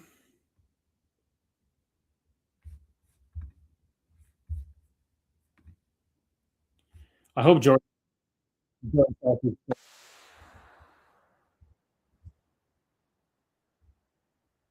StreamYard is. Oh, stop streaming. Bussy. I'll put this on pause. I gotta be honest. I'd take Mark Stone on my team any day. It's the big boy. You know what I paid for it. Of course, Jersey knows. Apollo, I don't know if you remember this, but you played for the Sharks, and there's a clip of you and Kyle Clifford getting into it. What was said? Oh, brother. I detail that in the book, but I've also talked about it already on a. Did I? No. Oh, I guess I didn't detail that part too much. Come play with my team at Rec at 10. I need a D partner. No chance, Noah. Namaste, brother. You know me, brother, but no chance I'm coming out there. I appreciate you, though. You know that's not my gig anymore. Nothing screams freedom like sweaty man right fighting in front of the White House. Seriously, I agree. But no, so Jordan Binnington, Apollo, is my good friend. He came in and he texted me. So the visiting team comes in, St. Louis. He texted me, hey, you want to go for dinner? And I had already planned what I was going to do the next day in the game. He had tried to go at our bench, go at Erik Karlsson and fake blocker punch him, and then try to fight Devin Dubnyk when he got pulled from a game. And I wasn't in the lineup then, but I used that as fuel just to create a narrative to get fired up and make an impact. That's what I had to do to try to stick around the NHL. I had to formulate some shit out of nothing, but, you know, it was a good reason. And I told Binner, I texted him back when he asked to go for dinner, I said, only if you're fine if I run you tomorrow. He didn't answer because he knows I'm not fucking around. He loves me, but he knows I'm not fucking around. So he didn't answer. And he didn't play the next day, but I went on the morning skate bench and I stood there with my hood up the way Anthony Peluso did to me with my arms crossed. And Mike Van Ryn, the assistant coach of the Blues, came up to me and said, are you looking for someone? I said, I will be tonight. And he went, pfft. And I guess that got back to good old Cliffy. And Cliffy in warm-up came sprinting out to me at the red line, came over the red line, stopped in my face, touched his nose to my nose and said, let's fight right now. And I just laughed at him. You're thinking, I'm like, Cliffy, I'm not scared of you, brother. I love you. I have so much respect for you, but you ain't the Cliffy from 15 years ago, Cliffy. You got those raccoon scary eyes still, Cliffy, but you don't have the toughness anymore, Cliffy. Your head's soft, Cliffy. I hate that for you. I've had my own concussions problems, but my head's good right now, and I know yours ain't because you stopped fighting the way you used to. You used to be gunslinger, rock'em sock'em, and I would have been scared of that, Cliffy. But you both know. You and I both know. I said that you don't have that head anymore, and you are scared to be doing this, and I just stared right through his soul. That's what happened. That's what happened. But then after, it was just straight business. We fight, we're done, pats me on the back, move on. Ryan Reeves, all this bad blood and blah, blah, blah, blah, blah. It's just how Ryan went about his business. I can't fault him. It's just not how went my business. Loran says, I heard a comedian talking about the UFC event. He said all the White House needs now is a Chevy up on blocks. He turned that beautiful front lawn into a trailer park TV arena shit show. What a timeline we live in that's happening. Wild. Get it deep, Jordan Stahl. That's it, baby. Get in there, Jarvis. First touch. Beat Eichel to the puck. Jordan Stahl comes in to help. Oh my God, Eichel just got to compete harder. Marner's on the forecheck now. Marner, get in there. Lay the body on Jordan Stahl. You won't do it. Yeah, because he'll eat you. He's 3 times the size of you. Jarvis, keep moving your feet, buds. Pressure, pressure, pressure. You can just see, just from this short little clip right here, which team is more invested. Look at the back check from Stanky. Stanky with the back check. Oh, the back pressure. They're just relentless everywhere. Just like Rod the Bod. When Rod the Bod came in before the last game, was just like, it's go time. It's go time. The way he walks, how intensely he walks, he wants to be playing so bad. Every player on the team knows that if Rob Bittermore could, he would kill them to take their spot in the lineup to be 20 years younger. Every single player on the team knows that, and that's why they play so hard for him. He would end any of their grandmothers to be able to play. And I'm not kidding. What's wrong with trailer parks? That is very true, Sharzy. That had a negative connotation. You were right. You got me there, Rumi of Rockford. That's true. Look how what you consume influences. That's what I read today. I saw that picture and it did look like, yeah, there's nothing. You got me, Sharzy. Fair play. Fair play. There ain't nothing wrong with trailer parks. Aaron Volpatti grew up in one. There ain't nothing wrong with them at all. That's the Me Monkey spacesuit doing the talking right there. Great catch. Great catch. I appreciate you.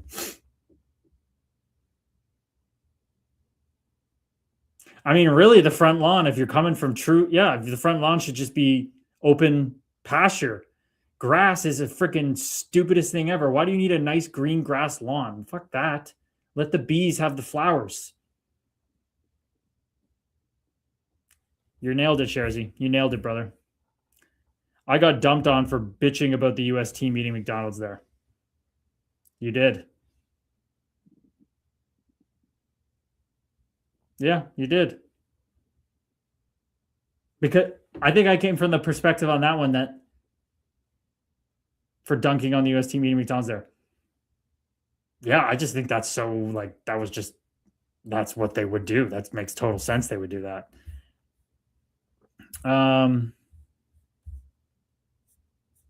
In your opinion, throughout the entirety of your career, which team was the most impactful to play beside? Not the flashiest or most skilled, but truly had the presence to change everything, every game.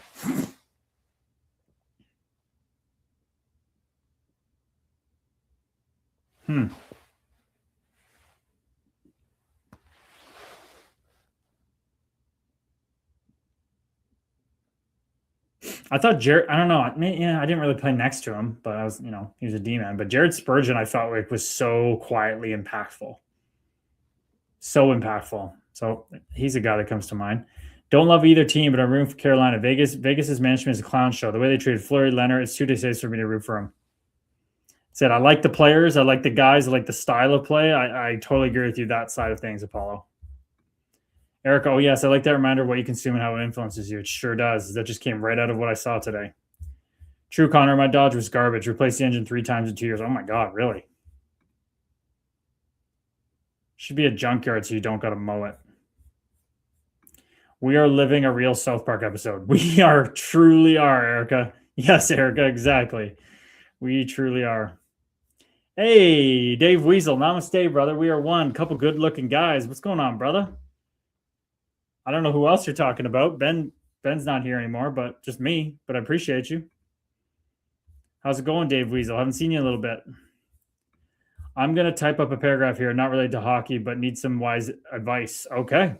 We'll see what the Love and Light's got for you. It's all flowing through me and through everybody in this community. So who knows where you're going to get the most impactful advice from. Could be through this Meat Monkey spacesuit. Could be through somebody else here.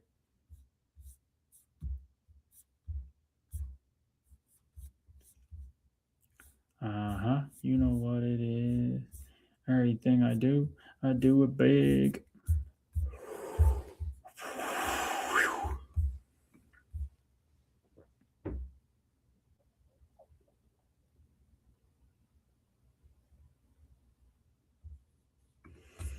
Yeah, the NHL could be turning more like the NBA, where guys are just like piecing out and signing short deals for a shit ton of money and just keeping their options open.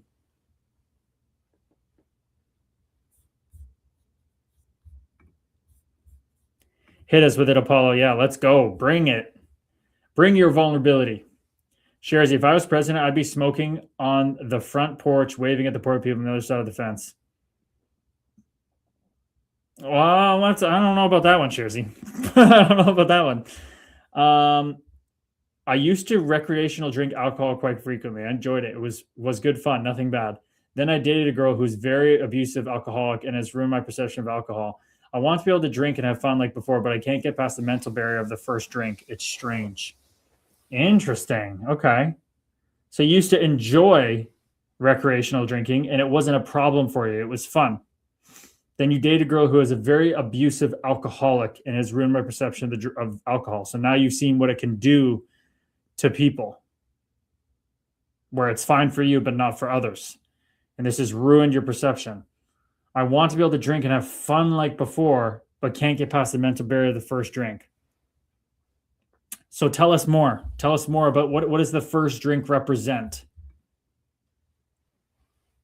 It sounds like you feel like it's strange for sure. So tell us what that first mental barrier of the first drink is. What's coming up as you're thinking about that or having that first drink, or if you're not even able to have that first drink.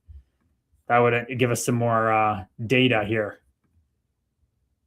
But I can definitely say that how that would happen. This is interesting. I haven't heard it explained, and this is why every person's journey when they share vulnerability is always fascinating. At least to this Meat Monkey spacesuit, I always find it interesting. It's just data collected that alcohol wasn't meant for you forever. Potentially, that's potentially an option for sure.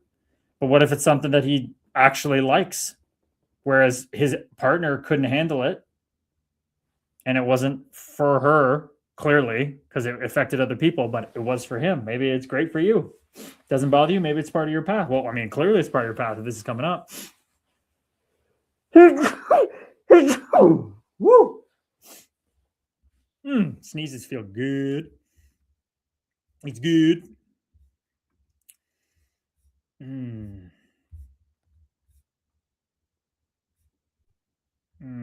know what? Everything I do, yeah, I do it big. Woo!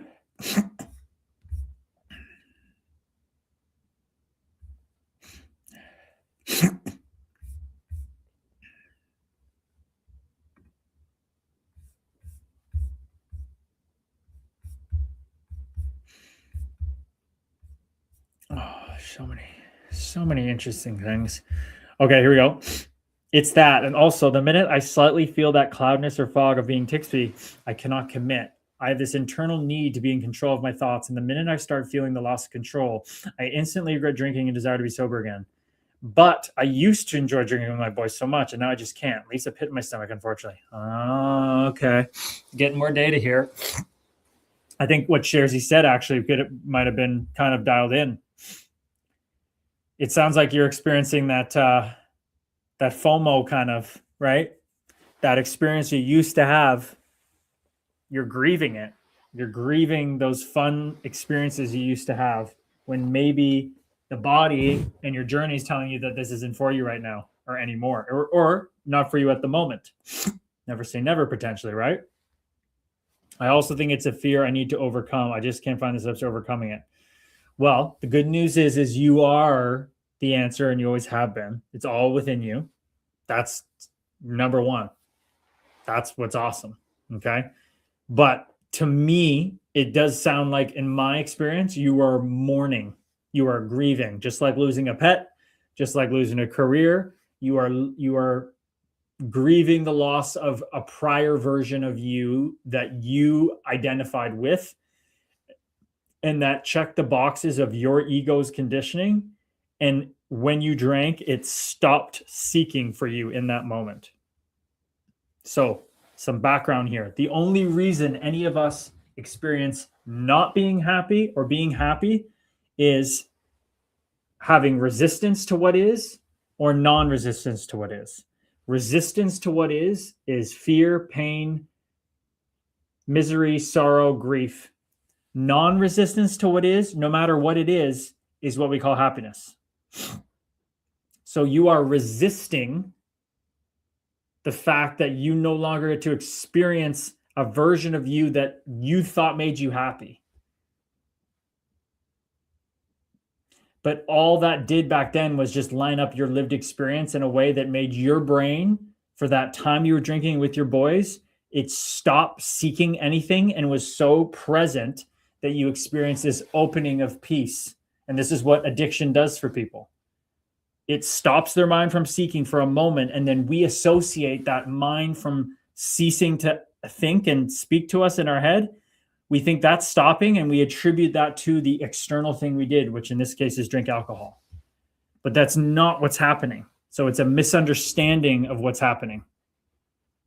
What's actually happening is, at that time and place, that experience aligned up with what your brain wanted, and it stopped you from thinking, and you felt peace. So the good news is that zone, that happiness you felt drinking back then, didn't go anywhere. It hasn't been lost. It's not like you can't get it back. It literally is what you are right now. You just don't know it. That's why the course we're building is called The Next Arena, Living from the Zone. So maybe, Apollo, you want to be our 8th beta tester.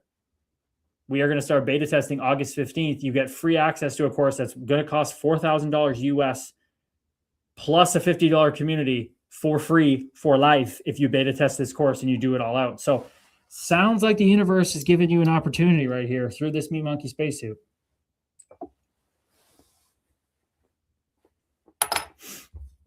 Shares, you will overcome it when you're at comfortable spot. Otherwise, enjoy your few drinks without crossing the threshold. That's interesting, Apollo. Once I had that tipsy feeling, I wanted more and more until bedtime or pass out. Ooh, I feel that. I know for me, I had to separate from what I associated drinking with in the past. It was to fit it and numb myself. Whereas now for me, it's enjoying myself in the moment and knowing my limits as my own individual. Amen. Apollo, I think it's an unexplored form of grief and anger. I'm grieving a fun version of self I was able to bring to my social groups due to someone that broke me down so much through alcohol that I can't experience like that anymore. And it makes me resentful as I view she took it from me. I hear you, brother. I hear you. But I think it's really just my body assessing the cause of so much pain in the past that I'm subconsciously protecting myself. Yes. But this is great. This is great. You are quickly data collecting right now. This is great. This is great. Okay. You are seeing the discrepancy here.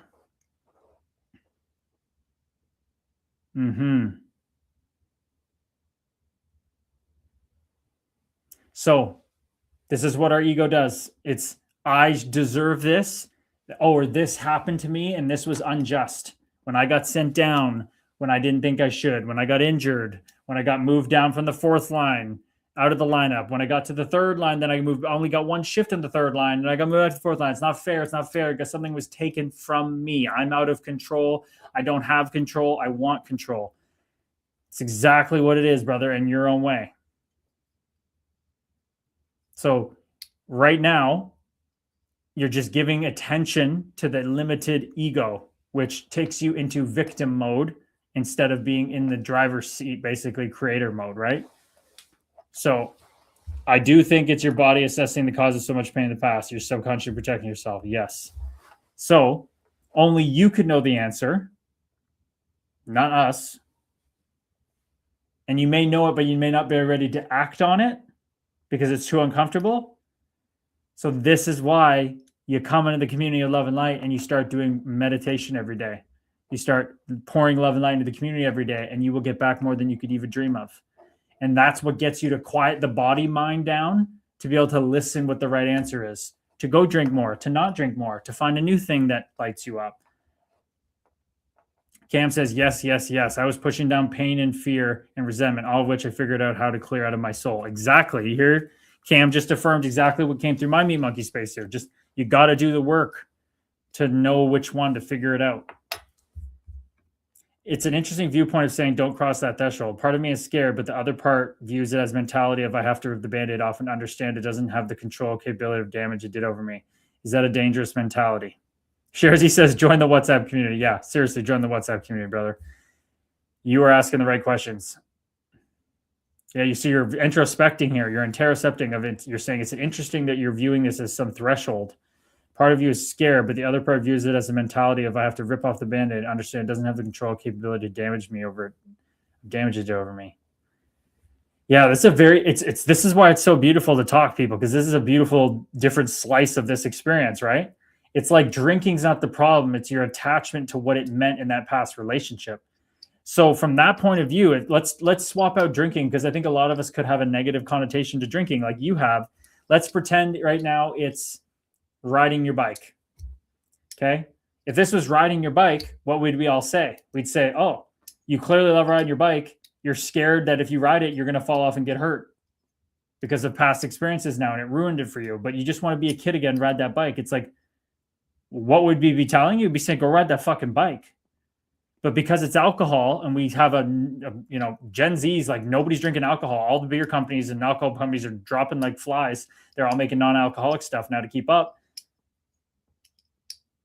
So what I'd honestly say, it doesn't sound like you have it's not like you're an alcoholic. It sounds like you got to go explore this threshold that you're bludgeoning yourself with or hurting yourself. That's there. It sounds like you got to go ride that bike. You got to go drink that drink and have a little fun to see if this is still resonating with you. It's all an exploratory process. Nobody has the answers. We're all just being a mirror for you, brother. This is what coaching is. An integrative health coaching that me and Ben got trained in. All it is just mirroring back to you and letting you figure out, because you have the knowledge. You're the expert of yourself. I just got to put those fucking training wheels on. That's it, brother. Hey, who would have thunk it tonight, fellow waves? This is such a good example that it's not the thing. It's our attachment to it.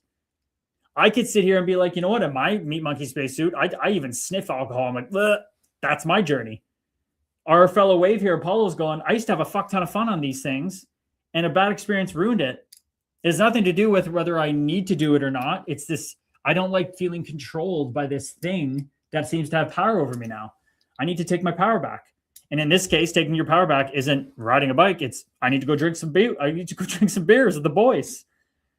This is what the Love and Light community is all about. We meet you where you're at and you choose. It's a pick your own journey. We're just mirroring it to you, fellow wave. So you got to go fucking put those training wheels on, and it sounds like at least crush like 6 beers. Sounds like your game. And maybe you'll have a fucking whale of a time. Maybe it'll go back to being this occasional thing that you're meant to enjoy in this lifetime. Maybe you'll get to 4 and be like, what the fuck am I doing? I feel way better without that. I don't need that. Who fucking knows? That's what's so beautiful about this journey. You get to choose, brother. Oh, there ain't no dogma in this community. There ain't no dogma. You come in here and you can't drink and you're not allowed to do this and you're not allowed to do that. Fuck me. I'm a vegan. And my meat monkey spacesuit would want the whole world to be vegan overnight. That ain't how it works. You're all on your own journey. And who the fuck am I to judge when I eat animals for 3 fucking decades? More animals than all of you probably eaten combined with how much I ate for hockey. This is the Love and Light, baby. It's undefeated. It's all there is. This is how it works. This is the beauty of it. Oh, it's so beautiful. So beautiful, man. Gooby Customs, namaste. You the man, brother. You the man, brother. I appreciate you. Gooby Customs, everybody. The guy who did my skates for Pride. First pair of skates he ever did. Second was Anthony Duclair. All the other guys followed after that. He just got a contract with the NHL. Gooby Customs has an NHL contract. He made the show as much as any player, if not more. There's less artists on contract from the NHL than fucking players on contract. Gooby Customs, National Hockey Leaguer. Apollo, I'm confident being emotionally self-aware. Every therapist I've had has told me I already know myself too well. It just comes down to speaking about it with somebody and working through it. Fuck yeah, dude. Fuck yeah, dude. Go fucking have some brews. It's like my GM and Owen Sound. Gabe, relax and go have a beer. And I would be like, fuck off. He's like telling me 17 to relax and go have a beer, right? I'm like, fuck off. I'm going to eat chicken and rice getting in the gym. He's like, oh my God. Go have a fucking beer if you got to have a beer, brother. Shari Soulful, thanks for a great stream. Namaste. What a beautiful stream, Shari. What a beautiful stream. You never know where this fucking thing's going to go. You never have... Oh, God, this journey's so beautiful. Oh, God. It's so good. It's so good, fellow waves. Fellow waves, you're exactly where you're supposed to be. All the answers are simultaneously out there for you to discover that'll point you back to them in here. You can't do it wrong. You can't fall out of love. You will always be loved by me. You will always be loved by this community. Hey, you did drop 51 points on what's down, so maybe he's on to something. Brother, don't even get me started on that. I didn't even get to play the fucking power play. Somebody, Sherzy, Ruby Rockford, anybody, if you're interested, try to go find another tough guy. Team toughest guy. Team heavyweight. That was the team heavyweight. Didn't play any special teams. And still led the team in assists. Figure out if that has ever happened. I have not found it. I put it in my book that it's never happened. I don't think it's happened. Yeah. You want to talk about being frustrated about what you think you earned? Josh Anderson played for the London Knights with Max Domi and Mitch Marner on the power play, and he had like 55 points. I played with our team of really nobodies. I was the overager guy drafted, tough guy. I led the team in assists with 35. If I played with Marner and Domi that year, I would have had 120 points. I would have signed fucking... You got me. You're getting me all... Yeah, you're getting me... You're getting the Meat Monkey spacesuit going now. You're getting it going now. This is what I'm writing the book about, and the book keeps getting more and more about hockey. And anyway. Oh, fuck. Let's go. I love it when you get me going. Ooh. All right, fellow waves. Enjoy the game. We'll be back tomorrow. First period just finishing up here. And we'll be vibing. It's only Apollo. We'd love to have you back. When's the book coming out? I think it's the final date. I don't think I'm moving it again. September 3rd.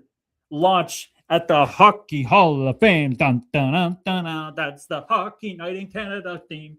But it's at the Hockey Hall of Fame on September 3rd. Yeah, you?